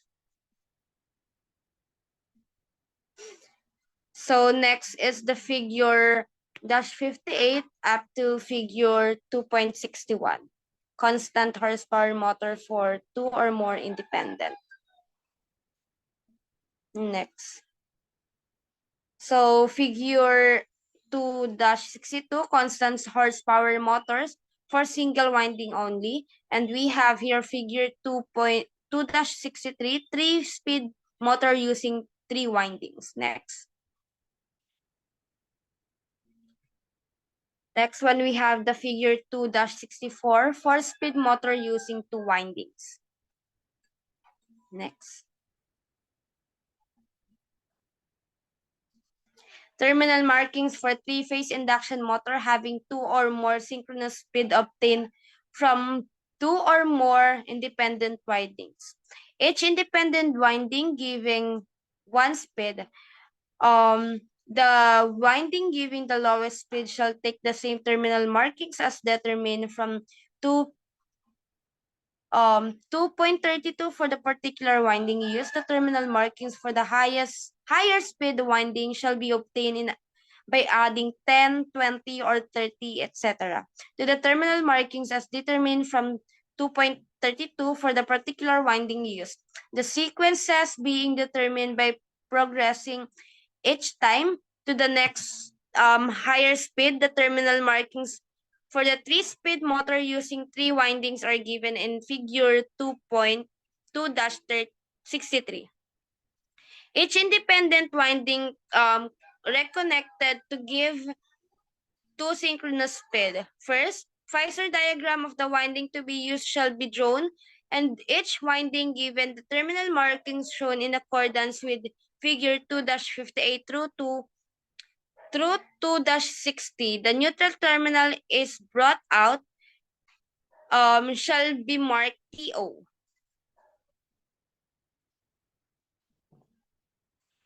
Second, no change shall be made in any of the terminal markings of the winding, giving the lowest speed, irrespective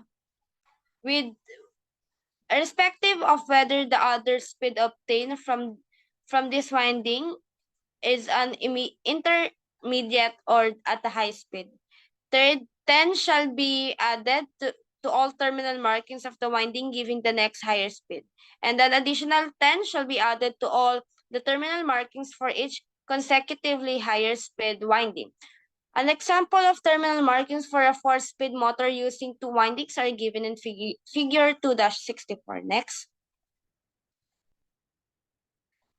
2 or more independent windings, at least one of which give a synchronous speed, and other winding gives 2 synchronous speeds. First, each winding shall be given the marking as determined in accordance to 2.36.2.1. Second, no change shall be made in any of the terminal markings of the winding giving the lowest speed.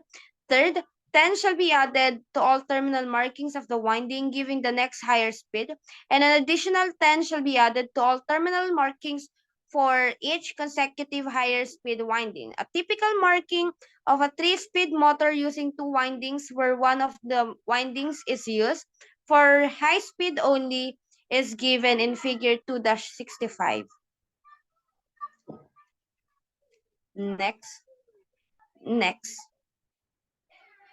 So here is the figure 2-65, 3-speed motor using 2 windings. Terminal markings of the rotors of wood rotor induction motor. So we have here the figure 2-66, 3-phase wood rotor, and the 2-phase wood rotor under figure 2-67. Next. Tapos na yun to. Number 3 na ata to. Another. Hello guys, I'm Christian Jay Vergara and my topic's about part 3, high potential test. So high potential test.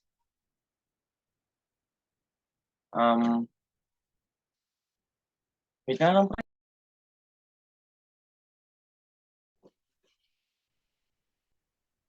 Hello everyone, my name is Christian J.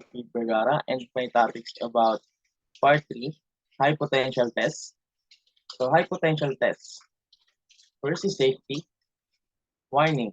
Because of high voltage use, high potential tests should be conducted only by trained personnel, and adequate safety precautions should be taken to avoid injury to personnel and damage to property. Tested winding should be discharged carefully to avoid injury to personnel on contact. See on 2.10 in NEMA publication number MG2. So definition, highly potential tests are tests which consist of the application of a voltage higher than the rated voltage for a specified time for the purpose of determining the adequacy against breakdown of insulating materials and spacing under normal conditions. Procedure.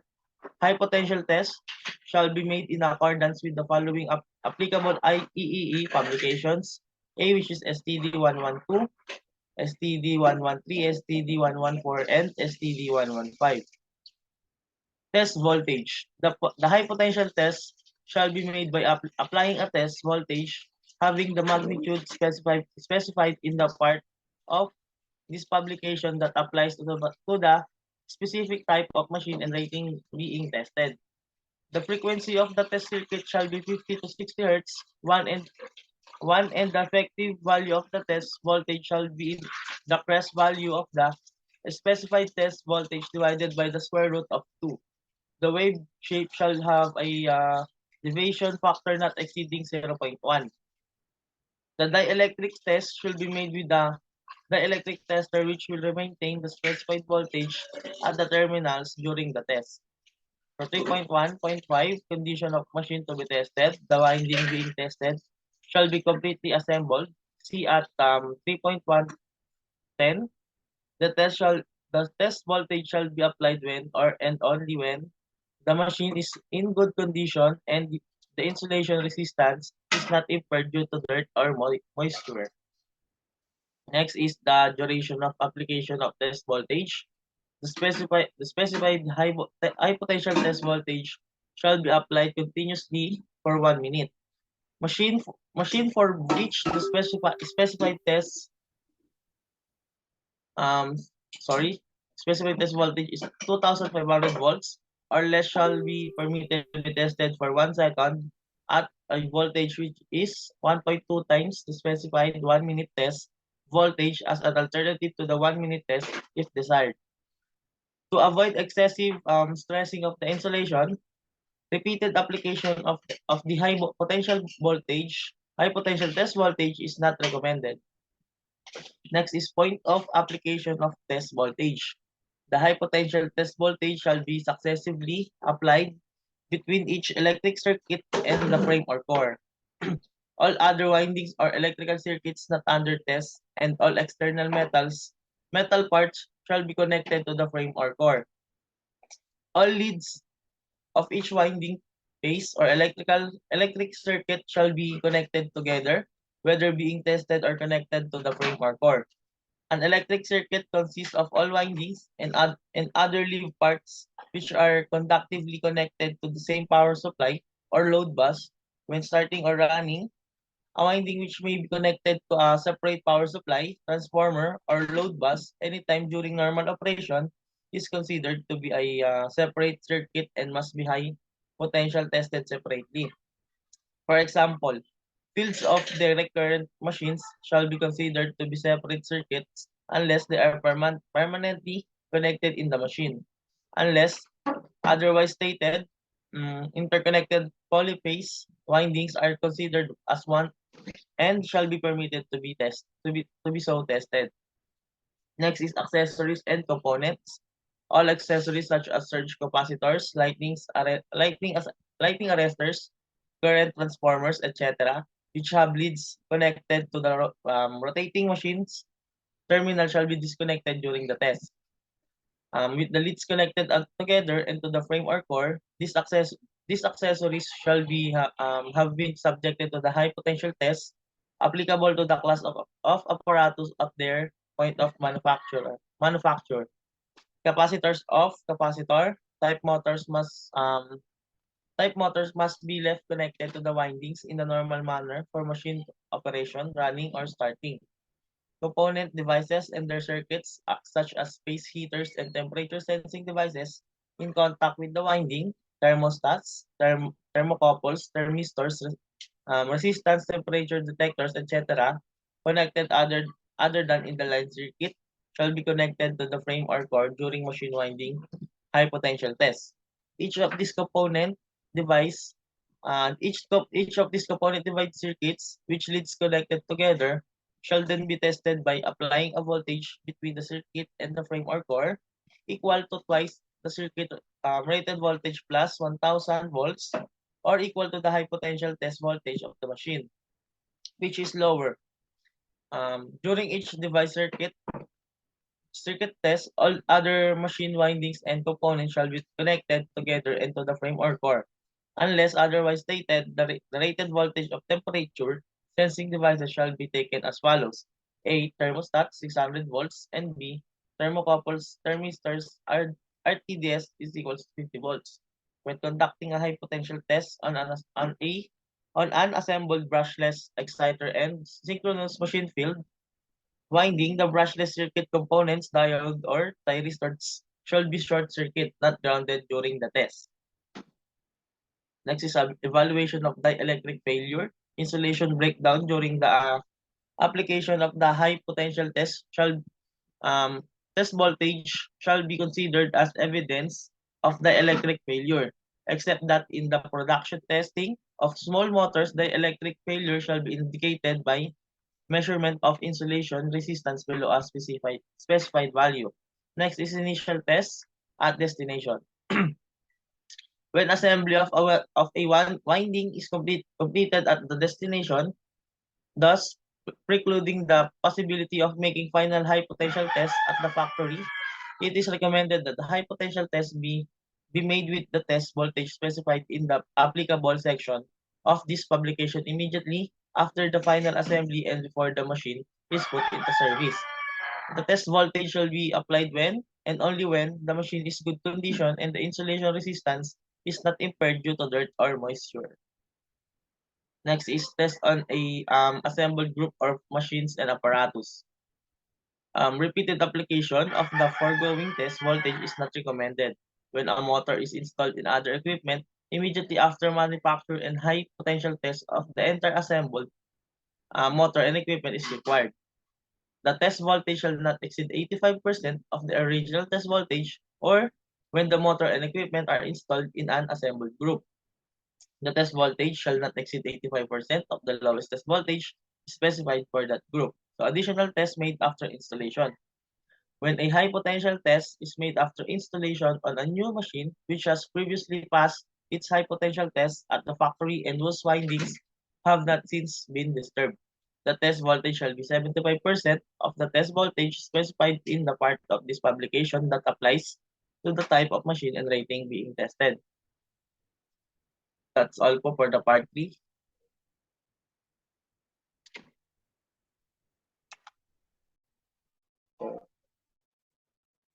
So good day, everyone.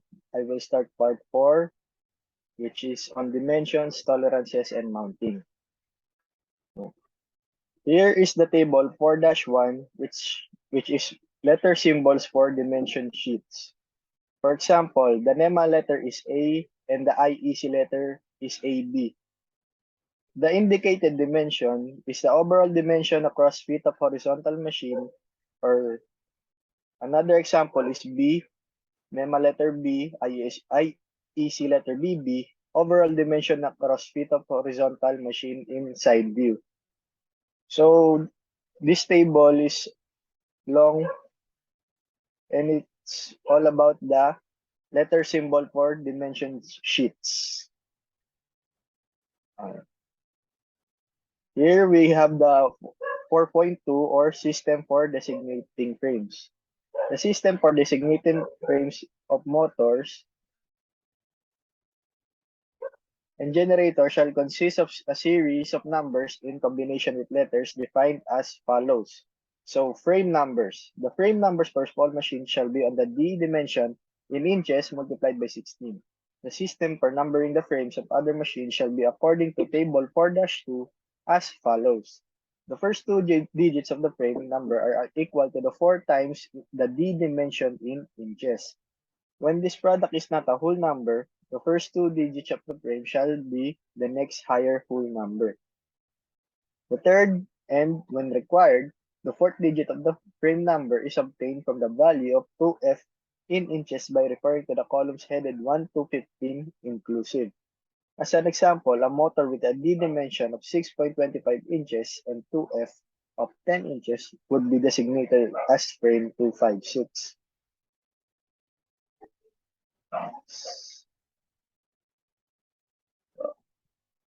So here are the frame letters. Letters shall immediately follow the frame number to denote variation as follows. A. Industrial direct current machine. B is as a carburetor pump motor. C. Type C face mounting drive end. And CH Type C face mounting dimensions. D. Type D flange mounting on drive end. E. Shaft extension. H indicates a small machine having an F dimension larger than that of the same frame without the suffix letter H. HP or Type P flange mounting vertical solid shaft motors having dimensions in accordance with 18.252. J jet pump motors. JM Type C face mounting closed pump motor. JP Type C face mounting closed coupled pump motor having anti-friction bearings and dimensions. K as a sump pump motors.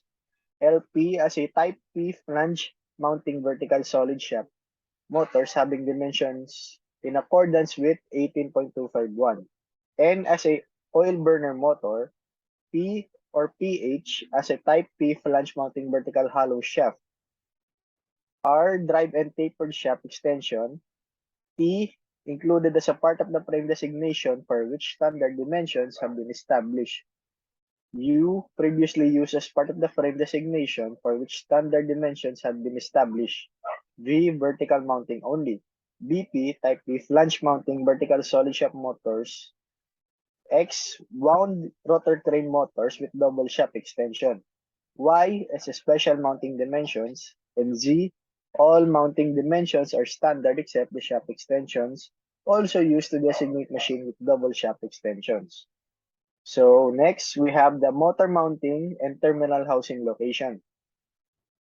The motor mounting and location of terminal housing shall be as shown in assembly figure -1, F-1, or figure 4-6.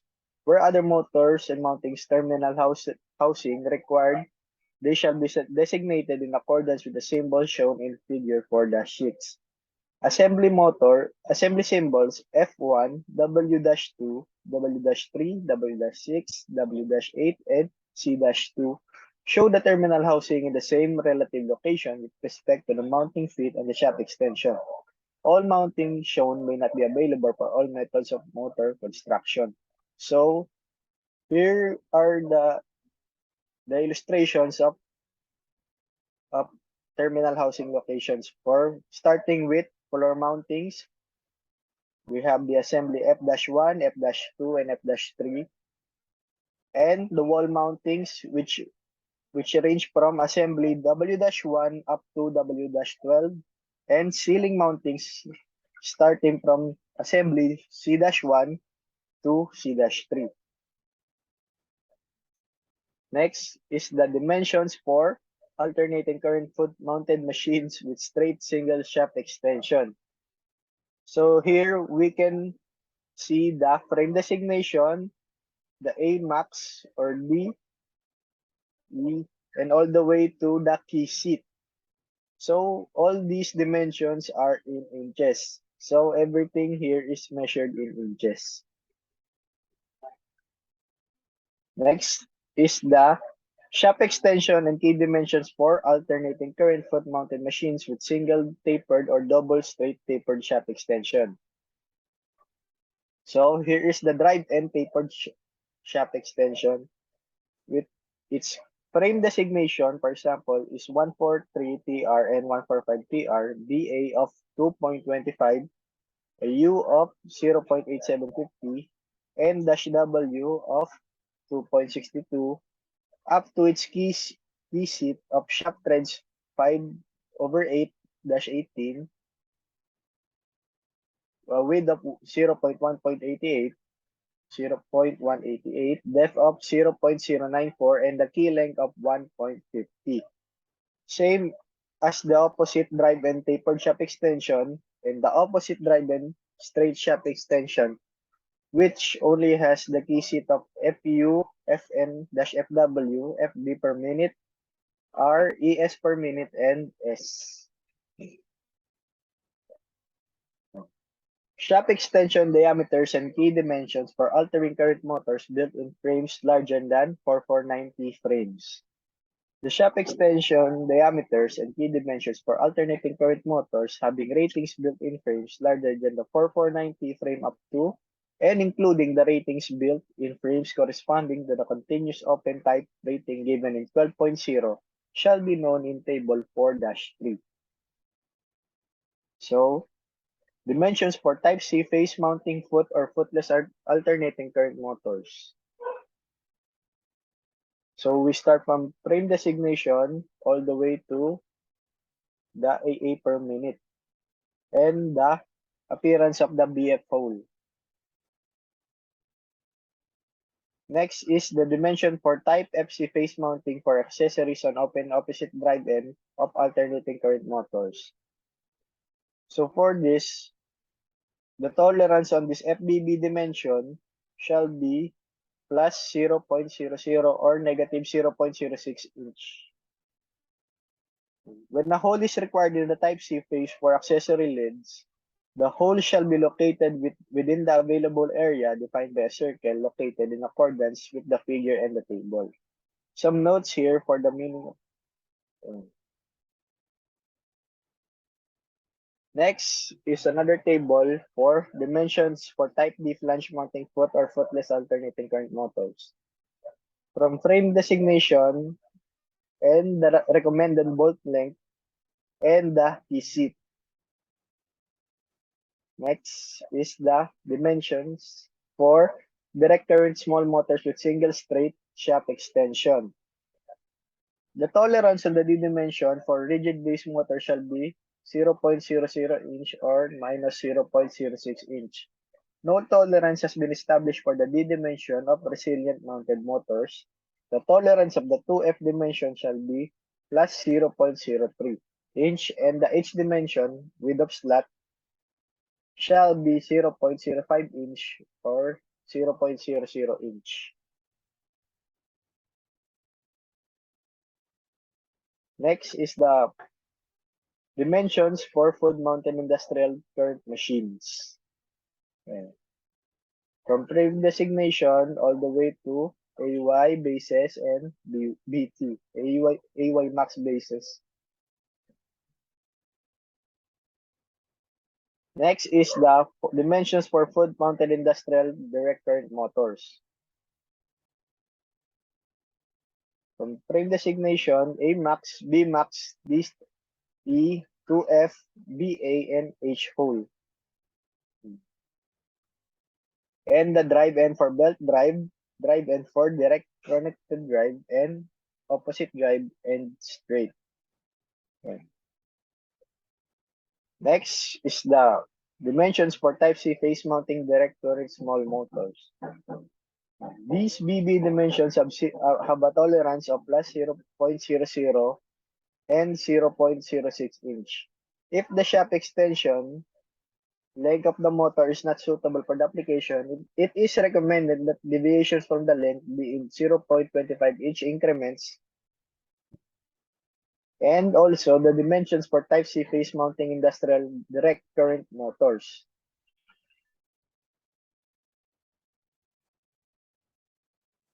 Next is the dimensions for Type C face mounting industrial direct current motors and the dimensions for Type D flange mounting industrial direct current motors.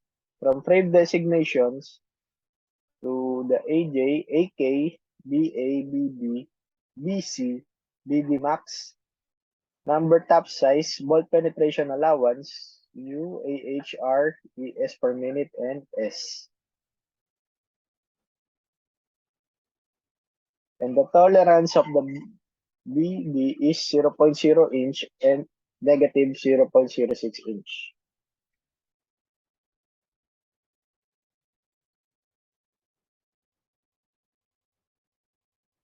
Base dimensions for Type T and PH vertical solid shaft industrial direct current motors. 1. all dimensions in inches, tolerances, AK dimension for 8.250 inches plus 0.03 inch and 0.000 inch. For 13.500 inches, 0.005 inch and negative 0 inch. Phase runout for AJ of 9.125 inches, 0.004 inch indicator reading, and 14.750 inches has a 0.007 inch indicator reading. Permissible eccentricity of mounting rabbet is for AK of 8 to 8.250 inches has a 0.004 inch indicator reading. For 13.500 inches, it has a 0.007 inch indicator reading. Dimensions for type FC phase mounting for accessories on and opposite drive end of industrial direct current motors 2 and 3. So for the FBB dimension, so 0.16 inch has a plus 0.0 inch and negative 0.03 inch. For a 3.1 inch, a 0.00 inch and a negative 0.06 inch. Shaft extension diameters for universal motors. The shaft extension diameters in inches shall be 0.2500, 0.3750, 0.6250, 0.3125, 0.500, and 0.7500. I'm sorry, I mean 0.5000. 4.7 Tolerance limits in dimensions. The dimensions from the shaft center to the bottom of the feet shall not be greater than the dimensions shown on the manufacturer's dimension sheet. When the machine is coupled or geared to the driven or driving machines, shims are usually required to secure accurate alignment. Knockout and clearance hole diameter for machine terminal boxes. The diameter of the knockout, excluding any projection of breakout ears or tabs, and the clearance hole in the terminal box of the machine shall be in accordance with the following. So, here is the table for the knockout or clearance hole diameter and in inches. The conduit, size in inches, the nominal, minimum, and maximum. For example, the size or inch is 1, its nominal is 1.375, the minimum is 1.359, and the maximum is 1.406. Tolerance on shaft extension diameters and key seats. 4.9.1 Shaft extension diameter. The tolerance on shaft extension shall be 0.1875 to 1.5000. Its tolerance in inches is plus 0.000 and minus 0.0005. If it's over 1.5000 to 6.500, its plus is its tolerance is plus 0.000 and minus 0.001. So the tolerance on the width of the shaft extension key seats shall be, if its width of key seat is 0.188 to 0.750, its tolerance is plus 0.002 and minus 0. If it's over 0.750 to 1.500, its tolerance is 0.003 and its minus is still 0. So, bottom of key seat to shaft surface. The tolerance from the bottom of the key seat to the opposite side of the cylindrical shaft extension shall be plus 0.000 inch and minus 0.015 inch. The tolerance on the depth of shaft extension key seats for tapered shafts shall be plus 0.015 inch and minus 0.000 inch. So parallelism is the tolerance for making key seats parallel to the center line of the shaft shall be A for V dimensions up to including 4.00 and minus 0.002 inches. B for V dimensions greater than 4.00 inches up to including 10 inches and minus 0.005 per inch of V dimension. And C for dimension exceeding 10 inch and minus 0.005 inch. Lateral displacement. The tolerance for the lateral displacement of all key seats shall be 0.010 or 0.250 millimeters. It is defined as the greatest deviation at any point along the usable length of key seat. This deviation is the distance from the center line of the key seat to the plane through the center line of the shaft extension perpendicular to the true position of the bottom of the key seat. See figure 4-7. So, 4.9.6 diameters and key seat dimensions. The cylindrical shaft extension diameters and key seat dimensions for square key shall be known as shown in table 4-3. Shaft runout. The tolerance for the permissible shaft runout when measured at the end of the shaft extension shall be A for 0.1875 to 1.625 inch diameter shafts inclusive of minus 0.002 inch indicator reading. B for over 1.625 to 6.500 inch diameter shafts inclusive of a minus 0.003 inch indicator reading. Ring groove shaft key seats for vertical shaft motors. Dimensions and tolerance for ring groove shafts shall be in accordance with table 4.4. So its U is in inches, EU is still in inches, EW in inches, and EX still in inches. EU is the tolerance of on-ring key seat diameter. For example, if its U is 0.8750 through 1.00, its tolerance is minus 0.1875 with its inches in 0.377 or 0.375 and the EX in 0.750 or 0.745. Nominal shaft diameter in inches is 0.875 to 2.500 inclusive of its tolerance of a plus 0 and a minus of 0.005.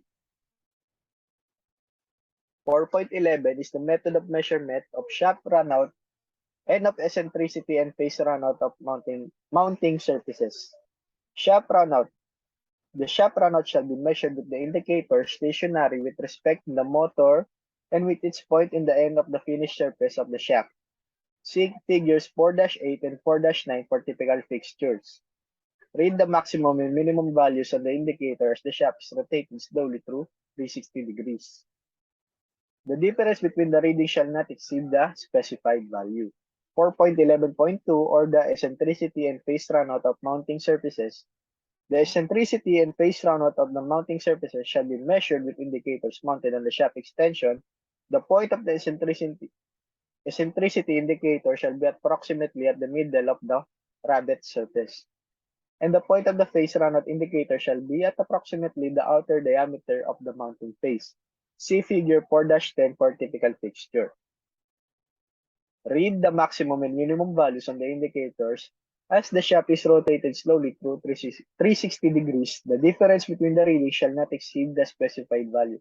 Note, on ball bearing motors, it is recommended that the test be made with the shaft vertical to minimize the effect of bearing clearances. Next is the tolerance for Type C phase mounting and Type D flange mounting motors. For Type C phase mounting and Type D flange mounting motors, the tolerance on the mounting rabbet diameter, the maximum phase runout, and the maximum eccentricity of the mounting rabbet shall be as in table 4-5 when measured in accordance with 4.11. So the maximum eccentricity of mounting rabbet AK dimension in inches less than 12. Tolerance is 0.00 as a plus and minus 0.003. Its maximum phase runout is 0.004 in inches. And the maximum permissible eccentricity of mounting rabbet is 0.004 inches.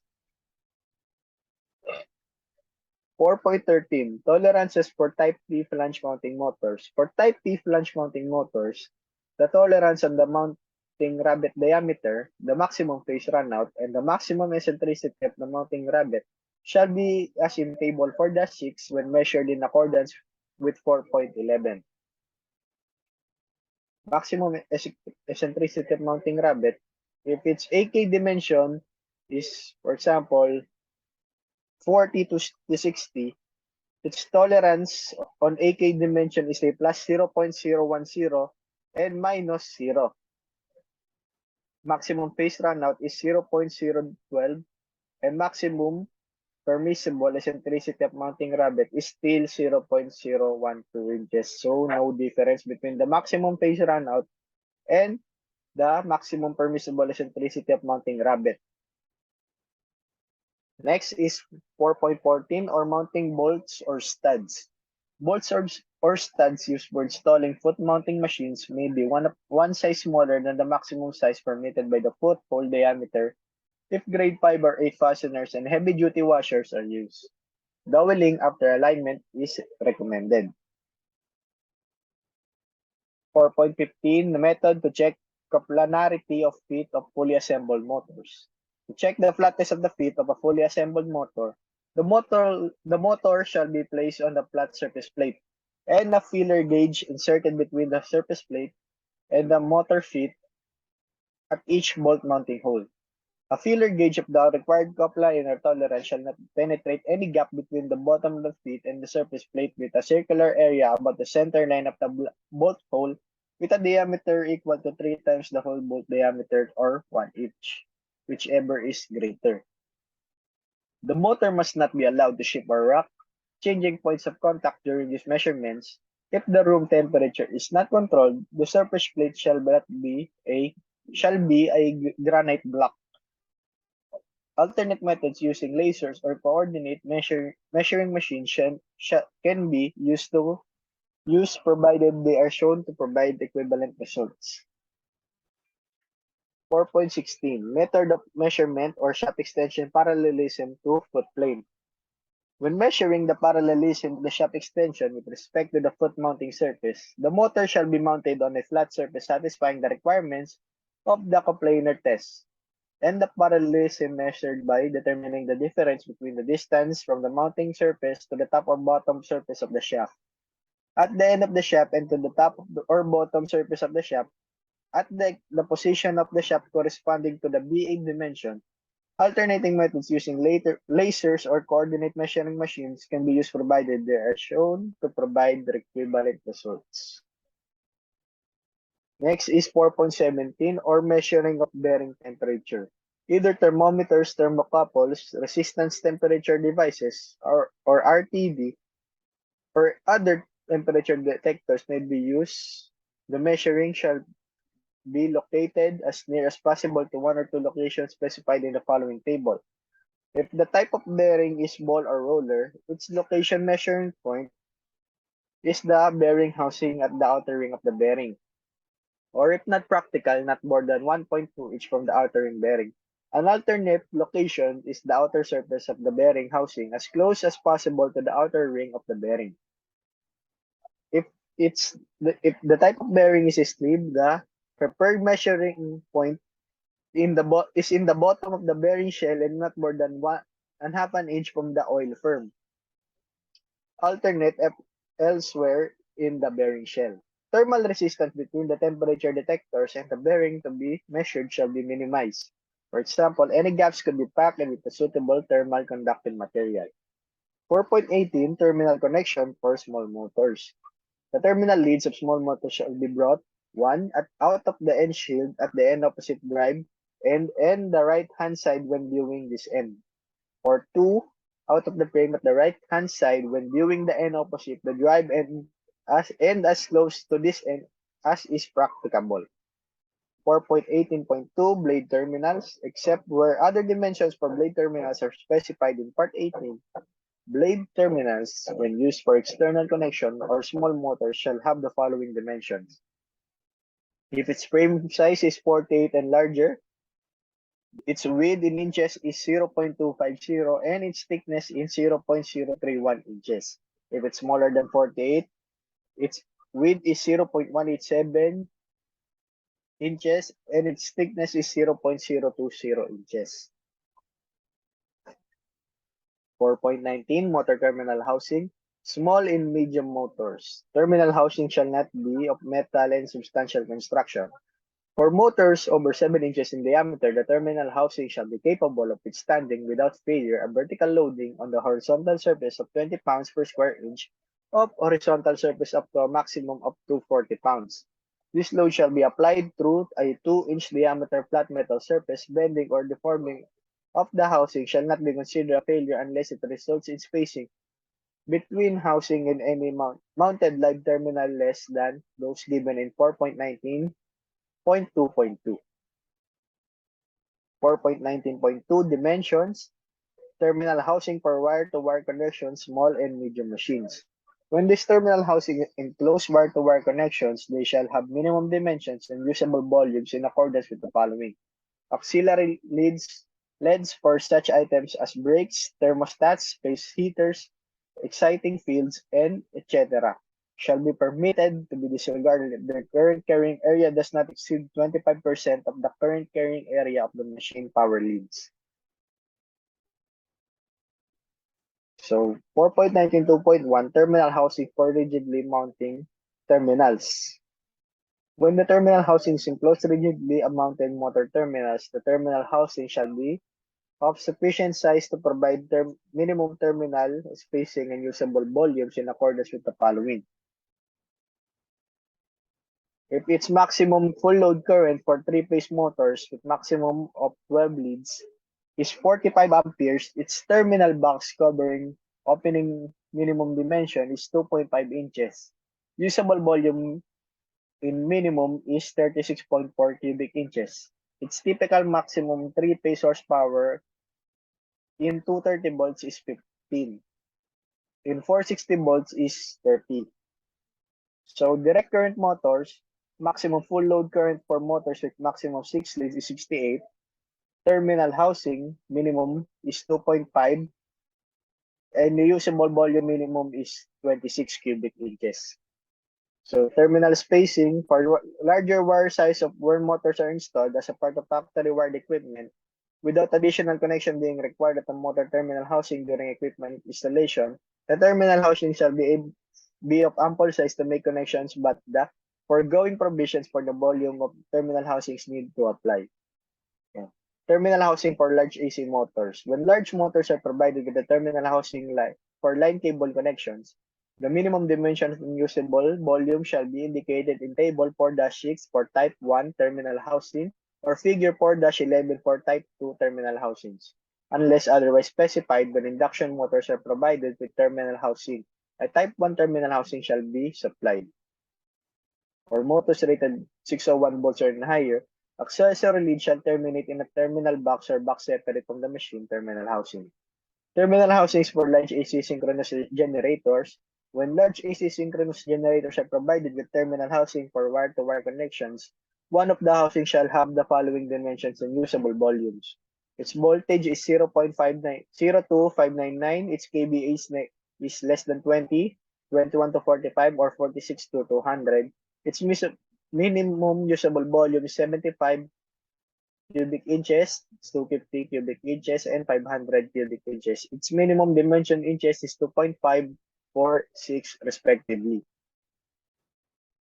4.20 Ground means for field wiring. When the motors are provided with terminal housings for wire-to-wire connections or fixed terminal connections, a means for attachment of an equipped grounding conductor termination shall be provided inside or adjacent with accessibility from the terminal housing.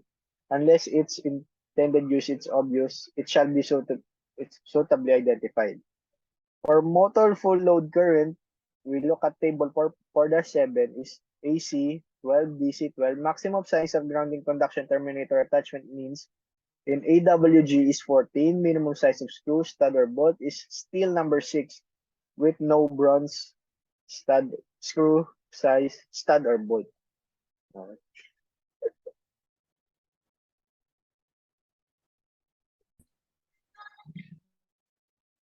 Okay.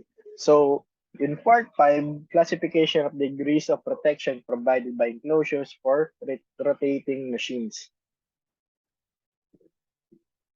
Rotating electrical machines, classification of degrees of protection provided by enclosures for rotating machines. So 5.1, its scope. This standard applies to the classification of degrees of protection provided by enclosures for rotating electrical machines. It defines the requirements for protective enclosures that are in all other respects suitable for their intended use and which, from the point of view of materials and workmanship, ensure that the properties that within this standard are maintained under normal conditions of use. This standard does not specify degrees of protection against mechanical damage of the machine or conditions such as moisture produced, for example, by condensation, corruptive vapors, fungus, or vermin. Types of protection of machines for use in explosive atmosphere, and the requirements for barriers external to the enclosure which have to be provided solely for the safety of personnel. In certain applications such as agricultural or domestic appliances, more extensive precaution against accidental or deliberate contact may be specified. This standard gives definitions for standard degrees of protection provided by enclosures applicable to rotating electrical machines as regards the protection of persons against contact with or approach to live parts and against contact with moving parts other than smooth rotating shafts and the like inside of enclosure, and protection of the machine against ingress of solid foreign objects. B. Protection of machines against the harmful effects due to ingress of water. It gives designations for these protective degrees and tests to be performed to check that the machine meets the requirement of this standard. 5.2 Designation. The designation used for the degree of protection consists of the letters IP followed by two characteristic numerals signifying conformity with the conditions indicated in the tables of 5.3 and 5.4 respectively. 5.2.1 is single characteristic numeral, which is required to indicate a degree of protection by only one characteristic numeral. The omitted numeral shall be replaced by the letter X, for example, IPX5 or IP2X. Supplementary letters, additional information that may be indicated by a supplementary letter following the second characteristic numeral. If more than one letter is used, the alphabetic sequence shall apply. Letters following numerals. In special applications such as machines with open circuit cooling for ship deck installation with air inlet and outlet opening closed during standstill, numerals may be followed by a letter indicating whether the protection against harmful effects due to ingress of water was verified or tested for the machine not running letter S or the machine running letter M. In this case, the degree of protection in either state of the machine shall be indicated. For example, IP55S or IP20M. The absence of the letter S and M shall imply that the intended degree of protection shall be provided under all normal conditions of use. 5.2.1 is letters placed immediately after the letters IP. For air-cooled open machines suitable for specific weather conditions and provided with additional protective feature or processes, as specified in 5.10, the letter W may be used. In 5.2.1, example of designation IP 4 and 4. Characteristic letters. First characteristic numeral, see table 5.1, and second characteristic numeral, see table 5.2. The most frequently used degrees of protection for electrical machines are given in Appendix A. So, 5.3, degrees of protection per characteristic numeral. Indication of degree of protection. The term excluded implies that a part of the body or tool or wire held by a person either will not enter the machine or if it enters, the adequate clearance will be maintained between it and the live parts of dangerous moving parts. such as smooth rotating shafts and the lights are not considered dangerous. The first characteristic numeral indicates the degree of protection provided by the enclosure with respect to the persons and also to parts of the machine inside the enclosure. Compliance to indicated degree of protection. Compliance of an enclosure with an indicated degree of protection implies that the enclosure will also apply with all lower degrees of protection in Table 4-1. In consequence, the tests establishing these lower degrees of protection are not required except in case of doubt. External fans. The blade and spokes of fans external to the enclosure shall be protected against contact by means of guards complying with the following requirements. So the protection of machine is IP1X or 1.986 inch or 50 millimeters. It's the test of fan is the spear test. And the IP2X to IP6S is the finger test. For the test, the rotor shall be slowly rotated, for example, by hand when possible. Smooth rotating shafts in similar parts are not considered dangerous. 5.3.4 or drain holes. If the machine is provided with drain holes, the following shall apply. Drain holes intended normally to be open on site shall be kept open during testing. Drain holes intended normally to be closed on site shall be kept closed during testing. If machines with protection IP3X or IP4X are intended to be run with open drain holes, the drain holes may comply with protection IP2X. If machines with protection IP5X are intended to be run with open drain holes, the drain holes shall comply with protection IP4X. So, here's table 5-1, the degrees of protection indicated by the first characteristic numeral. So, if the first characteristic numeral is 0, its description is non-protected machine. So, its definition has no special protection and the test condition is no test. If its first characteristic numeral is 1, machine protected against solid objects greater than 1.968 inches or 50 millimeters, accidental or inadvertent contact with or approach to live and moving parts inside the enclosure by a large surface of the human body, such as hand, but no protection against deliberate access, ingress of solid object exceeding 1.968 inches or 50 millimeters in diameter. So its test condition can be seen in table 5.3. So the first characteristic numeral is 6. Its brief description is dust-tight machine. Contact with or approach to live or moving parts inside the enclosure, no ingress or dust. Next is 5.4 or degrees of protection and second characteristic numeral. So, indication of degree of protection, the second characteristic numeral indicates the degree of protection provided by the enclosure with respect to harmful effects due to ingress of water. An air-cooled open machine is weather protected when it's designed to reduce the ingress of rain, snow, and airborne particles under specified conditions to an amount consistent with correct operation. The degree of protection is designated with the letter W placed after two characteristic numerals. Compliance to indicated degree of protection. For second characteristic numerals up to and including 6, compliance of an enclosure with an indicated degree of protection implies that the enclosure will also apply with all lower degrees of protection in table 5-2. In consequence, the tests in establishing these lower degrees of protection are not required except in case of doubt. For IPX7 and IPX8, it shall not be assumed that compliance of the enclosures implied that the enclosures will also comply with all lower degrees of protection in table 5-2. So in table 5-2, if its second characteristic numeral is 1, machine protected against dripping water. So dripping water, vertically falling drops, shall have no harmful effect. If its second characteristic numeral is number 8, machine protected against continuous submersion, the machine is suitable for continuous submersion in water under conditions which shall be specified by the manufacturer. So the device or machine can be submerged underwater for a specified period of time. So 5.5, marking. It is recommended that the characteristic letters and numerals be marked on the machine, preferably on the rating plate. or if this is not practicable on the enclosure.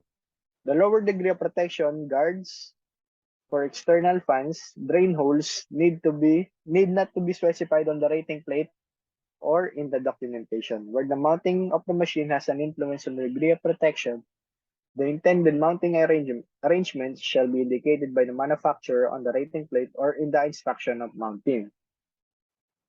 General requirements for test is the test specified in the standard are type tests. They shall be carried out on the standard products of models of them, where this is not feasible. Verification either by an alternative test or by examination or drawing shall be the subject of an agreement between manufacturer and user. So, adequate clearance. For the purpose of following test clause in the standard, the term adequate clearance has the following meaning. The test device does not touch the live parts or moving parts other than the non-dangerous parts such as smooth rotating shafts. High voltage machines. When the test device is placed in the most unfavorable position, the machine shall be capable of withstanding the dielectric test applicable to the machine. The dielectric test requirement may be replaced by a specified clearance dimension in air, which would ensure that this test would be satisfactory under the most favorable electric field configuration. Test for characteristic numeral. The dust test for numerals 5 and 6 shall be performed with the shaft stationary, provided that the difference in pressure between running and stationary is lower than 2 kilopascals. If the pressure difference is greater than 2 kilopascals, the internal machine pressure during the dust test shall be depressed accordingly. Alternatively, the machine may be tested with the shaft rotating at rated speed. So, test conditions for second characteristic numeral. 1. No, the test is made by means of an equipment, the principle of which is shown in figure 5-3. The rate of discharge shall be reasonably uniform over the whole area of the apparatus and shall produce a rainfall of between 3 millimeters and 5 millimeters of water per minute. The machine under test is placed in its normal operating position under the dripping equipment. The base, which shall be longer than the machine, except for the machines designed for wall ceiling mounting. The support for the enclosure under test should be smaller than the base of the enclosure. The machine normally fixed to a wall or ceiling is fixed in its own position of use to a wooden board, having dimensions that are equal to those of the surface of the machine, which is in contact with the wall or ceiling with the machine is mounted in its normal use. The duration of the test shall be 10 minutes. So here are the other tests with its specified conditions. So, acceptance conditions. After the test in accordance with Table 5-4 has been carried out, the machine shall be inspected for ingress of water and subjected to the following verification and test. Allowable water leakage. The amount of water which has entered the machine shall not be capable of interfering with its satisfactory operation. The windings and live parts not designed to operate when wet shall not be wet, and no accumulation of water which could reach them shall occur inside the machine. It is, however, permissible for the blades of fans inside rotating machines to be wet, and leakage along the shaft is allowable if provision is made for drainage of this water. So, post-water electrical tests. A. In the case of the test on a machine not running, the machine shall be operated under no load conditions at rated voltage for 15 minutes. Then submitted to a high voltage test, the test voltage be 50% of the test voltage for a new machine, but not less than 125% of the rated voltage. B. In the case of a test running on a running machine, only the high voltage test is made in accordance with item A above. The test is deemingly satisfactory if this test shows no damage according to part 3. Requirements and tests for open weather protected machines. The degree of protection W is intended for air-cooled open machines with open circuit cooling. That is with cooling system designated by IC0X to IC3X according to part 6. Weather protected machine shall be so designed that the ingress of rain, snow, and airborne particles into the electrical parts is reduced. Other measures providing weather protection, such as encapsulated windings or total enclosure, are not designated by W. Machines with a degree protection of W shall have ventilation passages constructed such that At both intake and discharge, high velocity air and airborne particles are prevented from entering the internal passages, leading directly to the electrical parts of the machine. The intake air path by baffling or use of separate housings provide at least 3 abrupt changes in direction of the intake air, each of which is at least 90 degrees. The intake air path shall provide an area of average velocity exceeding 3 ms, enabling any particle to settle. Removable or otherwise easy to clean filters or any other arrangement for the separation of particles may be provided instead of settling chamber. Requirements and tests for an open weather protected machine. Ayan. Okay. Okay. So next is part 6 which is methods of cooling or the IC code.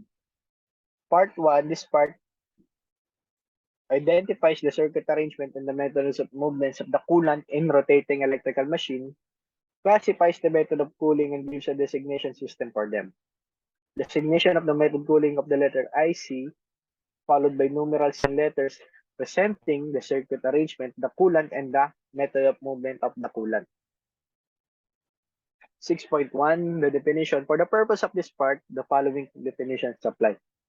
6.1, cooling, a procedure by means of which heat resulting from losses occurring in a machine is given up to a primary coolant, which may be continuously replaced or may itself be cooled by a secondary coolant in a heat exchanger. Coolant, a medium, liquid, or gas by means of which heat is transferred.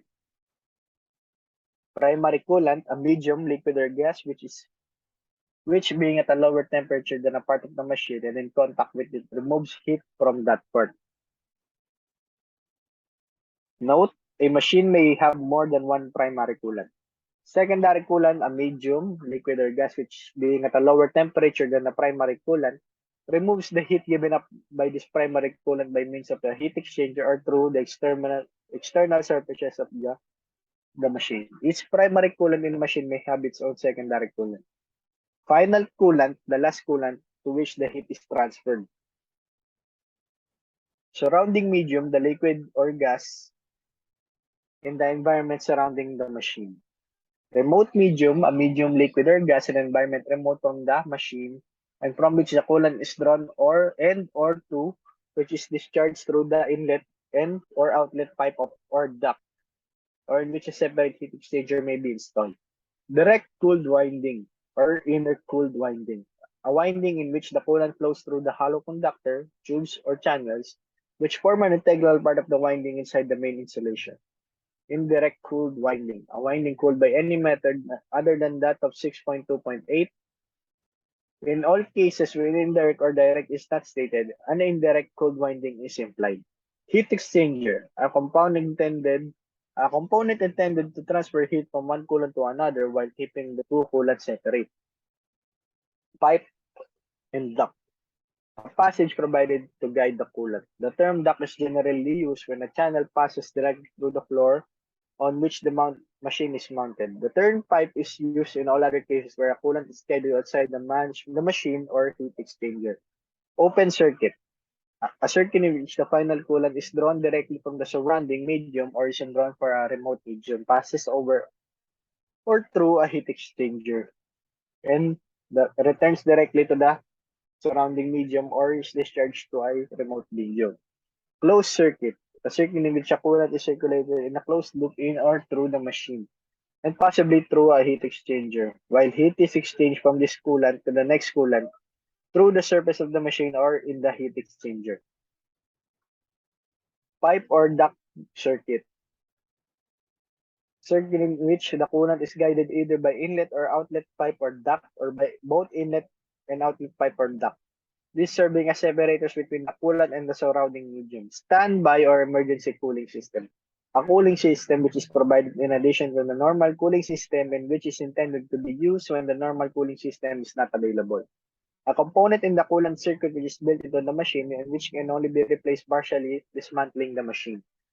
Machine-mounted component, a component in the coolant circuit which is mounted on the machine and forms part of it by which can be replaced without disturbing the main machine. A component in the coolant circuit which is associated with the machine but which is not mounted or integral with the machine is a separate component. Dependent circulation component, a component in the coolant circuit which is for the operation dependent on, linked with the rotational speed of the rotor of the main machine.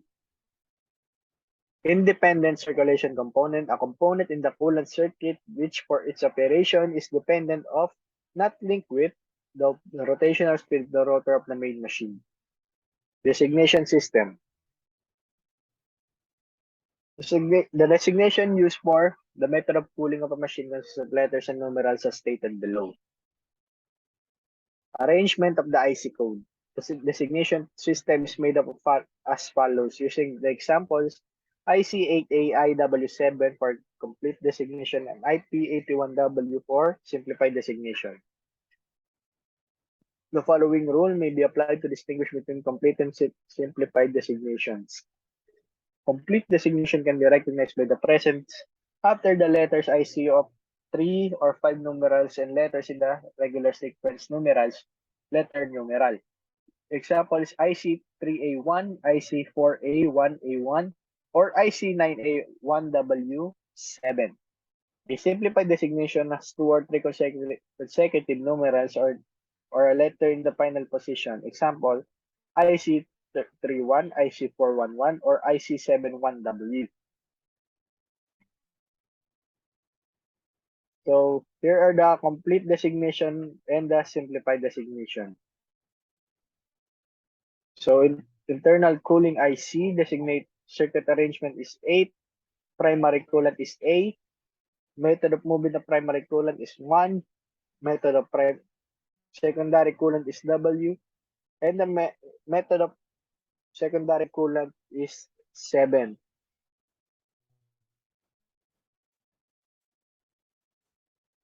Application of designations. The simplified designation should be preferably be used. The complete designation is intended for used mainly when the simplified system is not applicable. The designation of the same circuit arrangement of different parts of machine. Different coolants of methods or movements may be used in different parts of the machine. These shall be designated by stating the designations as appropriate after each part of the machine. An example for different circuits in rotor and stator is as follows. Rotor IC7H1W, stator IC7W5W as simplified. If it's complete, its rotor is IC7H1W7 with a stator of IC7W5W7. An example of different circuits in a machine is as follows. Generator IC7H1W and an exciter which is IC75W. Generator IC7H1W H1W7 and an exciter IC7A5W7 in its complete form. Designation of different circuit arrangements for different parts of machine. Different circuit arrangements may be used on a different part of the machine. These shall be designated by stating the designations as appropriate after each part of the machine separated by a stroke. Example, generator IC81W and an exciter IC75W. It is its simplified form. But when complete, it is named IC8A1W7 and exciter IC7A5W7. Designation of direct cooled winding. In the case of machine with direct cooled winding, the part of the designation related to this circuit shall be put between brackets. Rotor IC7H1W and stator IC7 bracket W5W7. Designation of standby or emergency cooling conditions. Different circuit arrangements may be used depending on standby or emergency cooling conditions. They shall be designated by the designation for the normal method of cooling, followed by the designation of the special cooling system and closing brackets, including the word emergency or standby. The codes letter IC. For example, IC7A, IW7, 1W7, emergency IC041. Combined designations. When two or more of the conditions of 6.3.3 to 6.3.6 inclusive are combined, the appropriate designations described can be applied together. Replacement of characteristic numerals. When a characteristic numeral has not yet been determined or is not required to be specified for certain applications, the omitted numeral shall be replaced by the letter X, IC3X, IC4XX. As an example, examples of designation and sketches. In 6.7, the different designations together with appropriate sketches are given for some of the most commonly used type of rotating machine. Characteristic numeral for circuit arrangement. If a characteristic numeral is 1, its brief description is inlet pipe or inlet duct pipe circulated. The coolant is drawn from a medium remote from the machine, is guided to the machine through an inlet pipe or duct, passes through the machine and returns directly to the surrounding medium or open circuit. Next is 6.5, characteristic letter for coolant. The coolant is designated by one of the characteristic letters in accordance with table 6.2. Characteristic letter is A, its coolant is air. If it's F, it is refrigerant. H, hydrogen. N, nitrogen. C, carbon dioxide. W, water. U, oil. S is any other coolant. And Y, coolant not yet selected. When the single coolant is air or when it in case or two coolants, either one or both are air, the letters A stating the coolant is omitted in the simplified designation. For the characteristic letter S, the coolant shall be identified elsewhere. When the coolant is finally selected, the temporarily used letter Y shall be replaced by the appropriate final characteristic letter. 6.6, characteristic numeral for method of events. For example, the characteristic numeral following each of the letters stating the coolant designates the method of this appropriate coolant in accordance with table 6.3.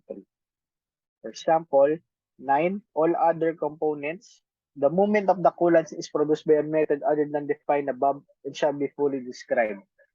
So, 1 is self-circulation. The coolant is moved dependent on the rotational speed of the machine, either by the action of the rotor alone or by means of a component designed for this purpose and mounted directly on the rotor of the main machine, or by a fan or pump unit mechanically driven by the rotor of the main machine. Commonly used designations. Following are simplified and complete designations for some of the most commonly used types of rotating electrical machines. General information on the table. Characteristic numerals 0, 1, 2, and 3. Open circuit surrounding medium or remote medium. 4, 5, 6. Primary circuit closed, secondary circuit open using surrounding medium. 7, 8, 9.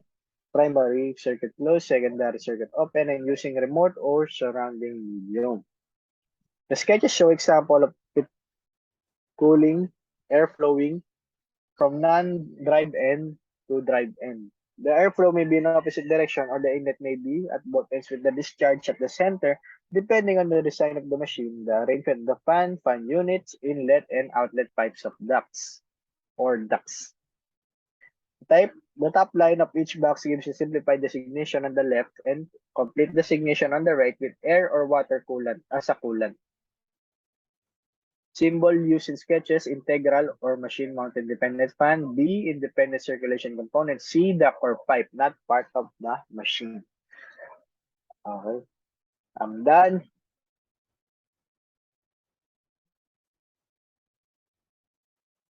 That is for my part. Thank you very much.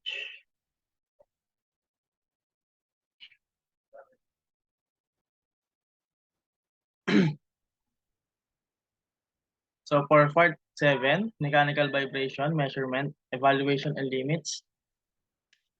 7.1 scope. This standard is applicable to direct current machines tested with direct current power and to polyphase alternating current machines tested with sinusoidal power in frames size 42 and larger and at rated power up to 10,000 horsepower or 75 megawatts at nominal speed up to and including 3,600 rev per minute. For vertical and flange mounting machines, this standard is only applicable to those machines that are tested in the intended orientation. This standard is not applicable to single bearing machines mounted in situ, single-phase machines, three-phase machines, operated on single-phase systems, vertical water power generators, permanent magnet generators, or to machines coupled to prime movers or driven loads. The object is this standard establishes the test and measurement conditions of and fixes the limits for the level of vibration of an electrical machine when measurements are made on the machine alone in a test area under properly controlled conditions. Measurement quantities are the vibration levels, velocity, displacement, and or acceleration at the machine bearing housings and the shaft vibration relative to the bearings housings within or near the machine bearings. Shaft vibration measurement are recommended only for machines with sleeves, bearings, and speeds equal to or greater than 1,000 rev per minute, and shall be the subject of prior agreement between manufacturer and user with respect to the necessary provision for the installation of the measurement.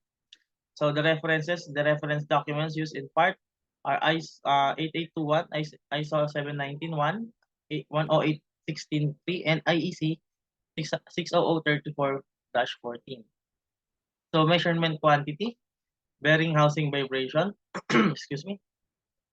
The criterion adopted for bearing housing vibration is peak value of the unfiltered vibration velocity in inches per second. The greatest value measured at the prescribed measuring points, C at 7.7.2, characterizes the vibration of the machine.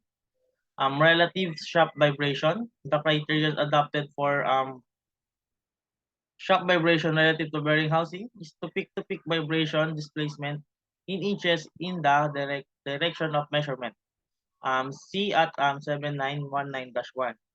So for the measuring equipment, equipment used to measure vibration shall be accurate to within positive negative 10% of the allowable limit for the vibration being measured.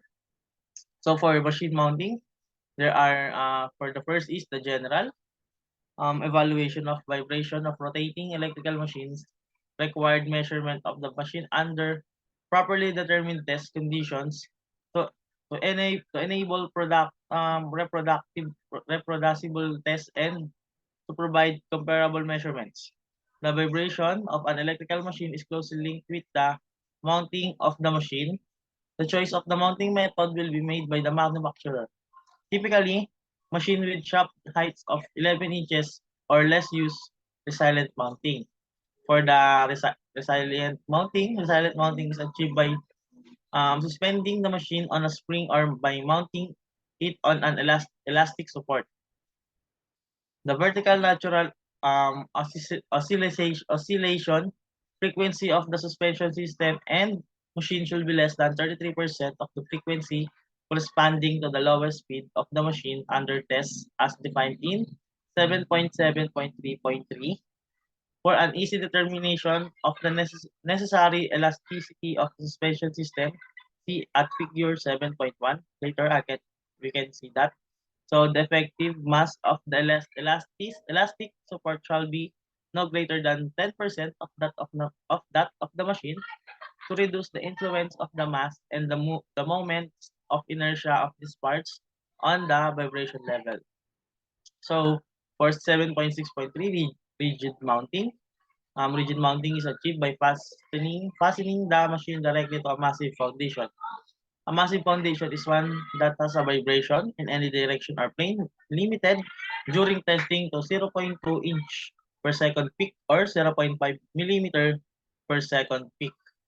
Above any background vibrations, the natural frequencies of the foundation should not coincide within positive negative 10% of the rotational frequency of the machine within positive negative percent of 2 times rotational frequency or within positive negative 5% of 1 and 2 times electrical line frequency. The vibration velocity of the foundation is in the horizontal and vertical direction near the machine, which should not exceed 25% of the maximum velocity at the adjacent bearing in either the horizontal or vertical direction at rotational frequency and at twice line frequency if the latter is being evaluated. So this is the figure 7.1, the minimum elastic displacement as a function of nominal test speed. So this is the static deflection of supporting spring per inches. So 7.6.4, active environment determination. The support system mentioned in 7.6.2 and 7.6.3 are considered passive, admitting insignificant external disturbances to the machine if the vibration with the machine stationary exceeds 25% of the value when the machine is running, then an active environment is said to exist. Vibration criteria for active support system are not given in this part. So for condition of measurement, we have two shaft key versus shaft key. For the balancing and measurement of vibration on machines provided with the shaft extension keyway, the keyway shall contain a half key. A full-length rectangular key of half height or half length key of full height, which will be centered actually in the keyway, is acceptable. So the reference class 3.3 of ISO 8821. Measurement points. Second is measurement points for vibration. First is bearing housing. The location of measurement points and direction to which the levels of vibration severity apply are shown in Figure 7.2 for machines with end shield bearing, and in Figure 7.4 for machine with pedestal bearings. Figure 7.7-3 applies to those machines where measurement positions according to Figure 7-2 are not possible without disassembly of parts or where no hub exists. So for shaft, non-contacting transducers, if used, shall be installed inside the bearing. Measuring directly the relative shaft journal displacements or near the bearing shell when mounting inside is not practical. The preferred radial position are as indicated in Figure 7-5. So for operating conditions, general, for machines that are bidirectional, the vibration limits apply for both direction of rotation, but need to be measured in only one direction. Measurement of the vibration shall be made with the machine at no load and uncoupled. So for the power supply, alternating current machines shall be run at rated frequency and rated voltage with a virtually sinusoidal waveform. The power supply shall provide balanced phase voltages closely approaching a sinusoidal waveform. The voltage waveform deviation factor shall not exceed 10%. The frequency shall be maintained within positive negative 0.5% of the value required for the testing being conducted unless otherwise specified. Tests shall be performed where the voltage unbalance does not exceed 1%. The percent voltage unbalance equals 100 times the maximum voltage deviation from the average voltage divided by the average voltage. So direct current machines shall be supplied with the armature voltage and field current corresponding to the speed at which vibration is being measured. Vibration limits are based upon the use of low ripple power supply, AC at 12.66.2.1 type power sources. Other type of power supply may be used for testing purposes at the discretion of the manufacturer. So operating speed, for unless otherwise specified, for machines having more than one fixed speed, the limits of this part shall not be exceeding at any operational speed. For machines which a range of speeds, tests shall be performed at least at the base and top speed series. DC motors shall be tested only at rated operating speed. For inverter-fed machines, it shall be acceptable to measure the vibration at only the speed corresponding to 60 Hz power supply. So the vibration transducer mounting, care shall be taken to ensure that a contact between the vibration transducer and the machine surface is as specified by the manufacturer of the transducer and does not disturb the vibratory condition of the machine under test. The total coupled mass of the transducer assembly shall be less than 2% of the mass of the machine. So this is the figure 7.2 preferred points of measurement applicable to both ends of the machine. And figure 7.3 measurement points for those ends of machines where measurements per figure are not possible without this assembly of parts. The figure 7.4, 7-4 measurement points for pedestal bearings. So as you can see, so looking toward the machine stator and the machine stator this side. Figure 7-5 preferred circumferential position of transducer for the measurement of relative shaft displacement. So for 7.8, limits of bearing housing vibration. The following limits of vibration are for machines running at no load, uncoupled, and resiliently mounted according to paragraph 7.6.1 for machines tested with rigid mounting. These values shall be reduced by multiplying them by 0.8. Vibration levels shown in the following paragraphs represent internally excited vibration only. Machine as installed in may exhibit higher levels. This is generally caused by misalignment or the influence of the driven or driving equipment, including coupling or mechanical resonance of the mass of the machine with the resilience of the machine or base on which is mounted.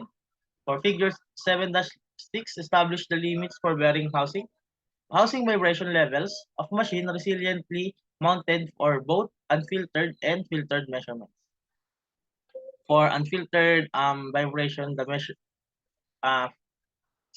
the unfiltered vibration, the measured velocity level shall not exceed the limit for the appropriate curve on figure 7-6 corresponding to the rotational frequency.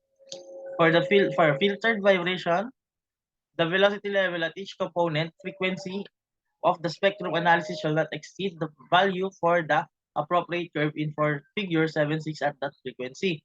So unfiltered measurement of velocity, displacement, and acceleration may be used in place of a spectrum analysis to determine that the filtered vibration levels over the frequency range do not exceed the limits of the appropriate curve in 7.6. For example, for the top curve in figure 7-6, the unfiltered velocity should not exceed 0.15 inches per second peak or 3.8 millimeter per second. The displacement should not exceed 0.0025 inch or 63.5 microns, and the acceleration should not exceed 1 grams per peak. So for figure 6, machine vibration. So vibration limit in inches per peak, which is per 0.15 inches per second per peak. This is the standard industrial motors or motor for commercial residential use. For 0.08 inches per second peak, machine tools motors or medium or large motor with special requirements. 0.04 inches per second peak grinding wheel motors or small motors with special requirements. 0.02 inches per second peak, which is precision spindle and grinder motors. Lastly, for the 0.01 inches per second peak, which is precision motors with special requirements. So 7.8 vibration limits for standard machines. Unfiltered vibration shall not exceed the velocity levels as shown in top curve. For figure 7-6 for standard, no special vibration requirements machine, resiliently mounted. So for example, the limits of rotational frequency are shown in table 7-1. So for the table 7-1 unfiltered vibration limits, so speed or RPM is 3,600. The rotational frequency or hertz is 60. So for its velocity or inches per peak or millimeters per second is 0.15 or 3.88 millimeter per second. So for 1,800 speed or RPM, there are 30 hertz and 0.15 inches per second peak or millimeter 3.8 millimeter per second. For 1,200 speed or RPM, there are 20 hertz or rotational frequency with 0.15 velocity inches per second peak or 3.8 millimeter per second. For 900 RPM or speed, which is have rotational frequency of 15 hertz with velocity of 0.12 inches per second peak or 3.0 millimeter per second. And for the speed and RPM of 720 with rotational frequency of 12 hertz, have velocity of 0.9 inches per second peak or 2.3 millimeter per second.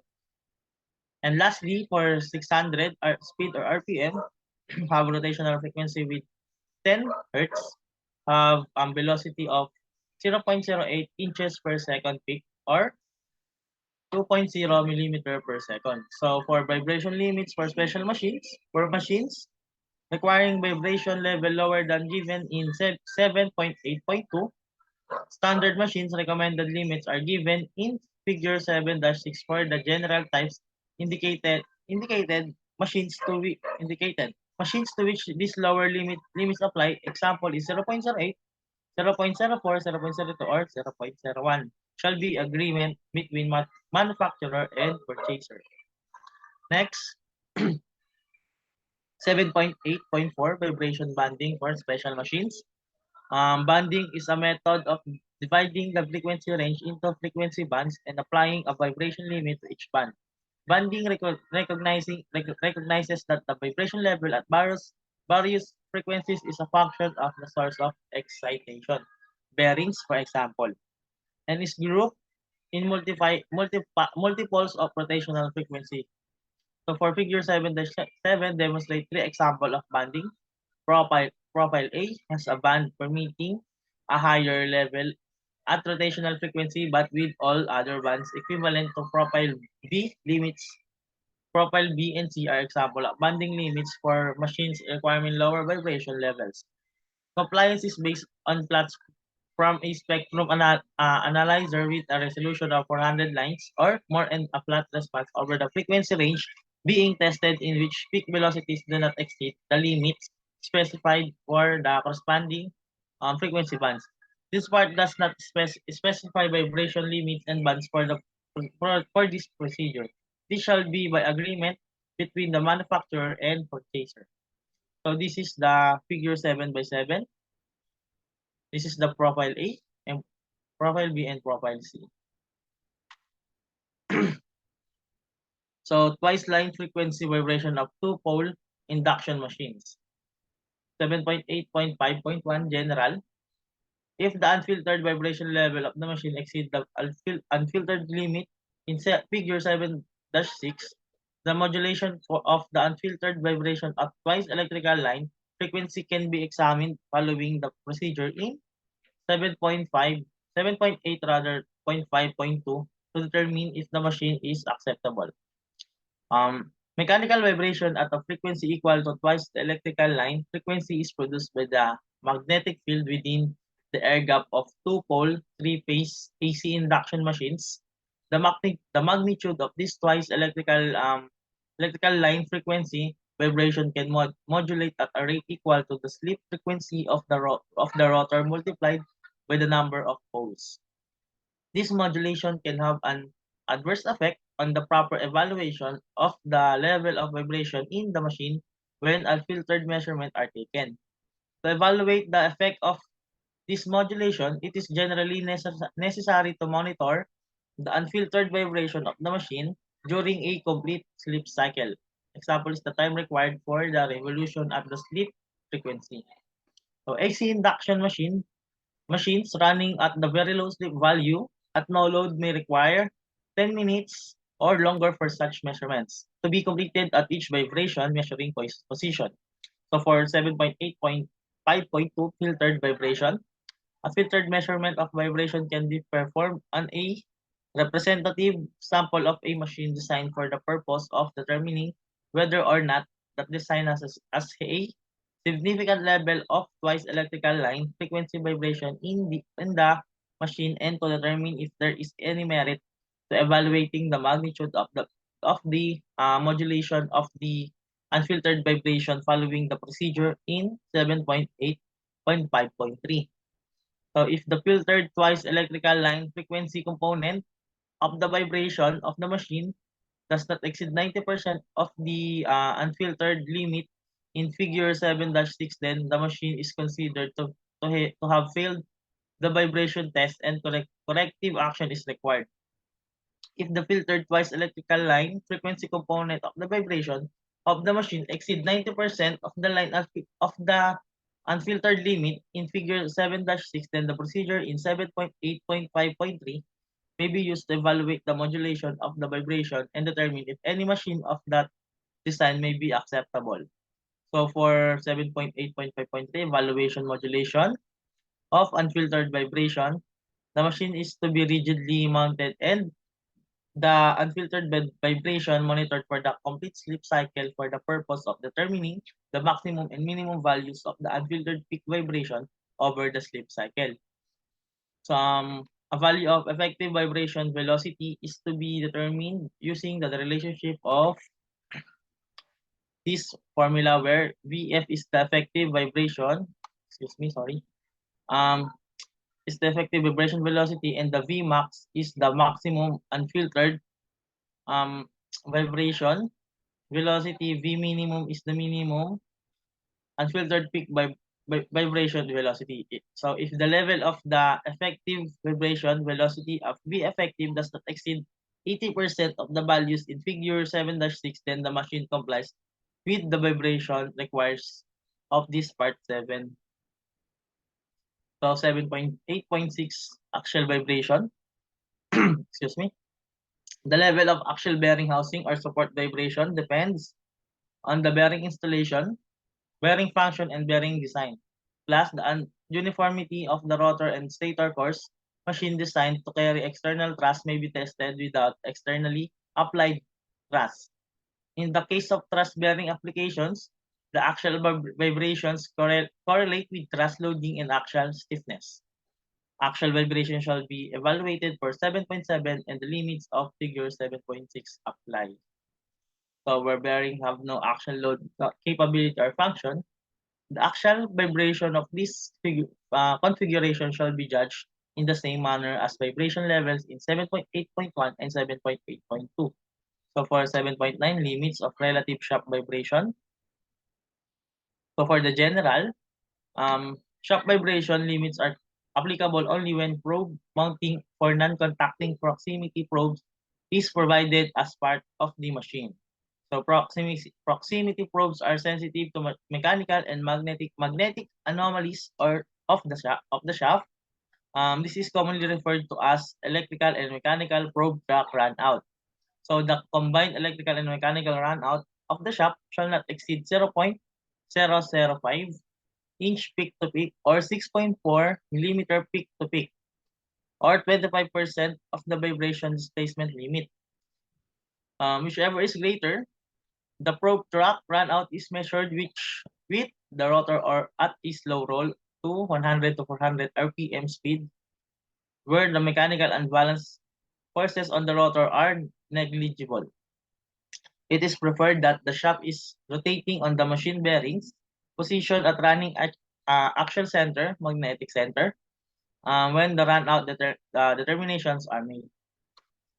So for the standard machines, when specified, the limits for the relative shaft vibration of standard machine, which sleeve bearings is inclusive of electrical and mechanical runout, shall not exceed the limits in table 7-2.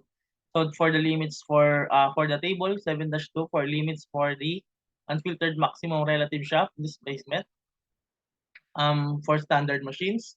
So for synchronous speed or for 1801 RP to 3600 RPM, the maximum relative shaft displacement is 0.0028 inch. For the less than or equal 1800 RPM, the maximum relative shaft displacement is 0.0035 inch.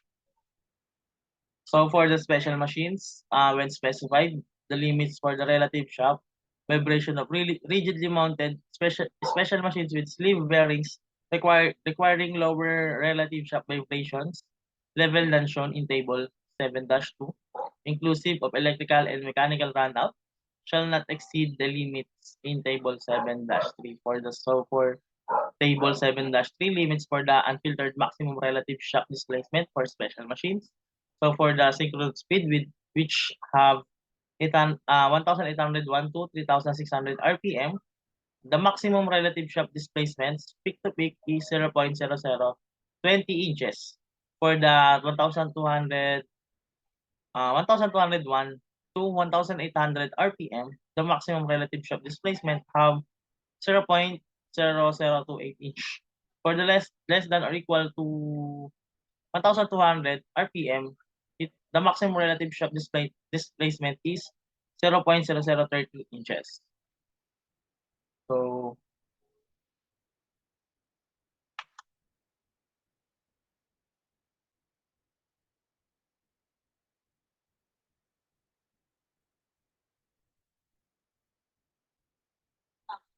So for part 9, rotating electrical machines, sound power limits and measurement procedures.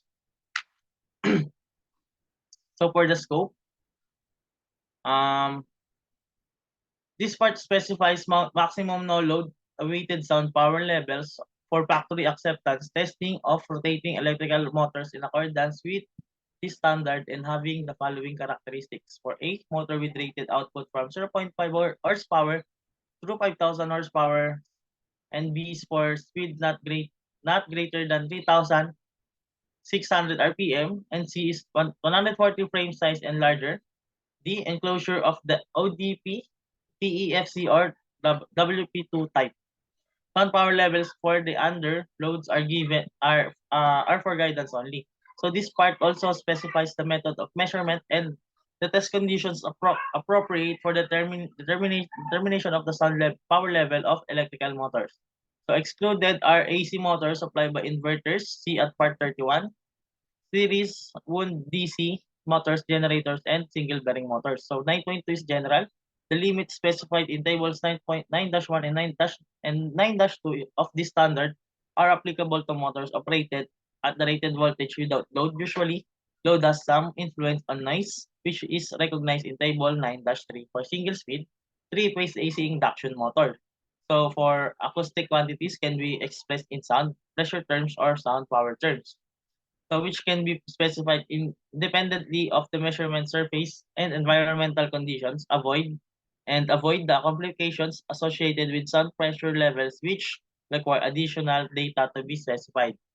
So sound pressure levels at a distance from the motor rather than sound power levels may be required in some applications such as hearing protection programs.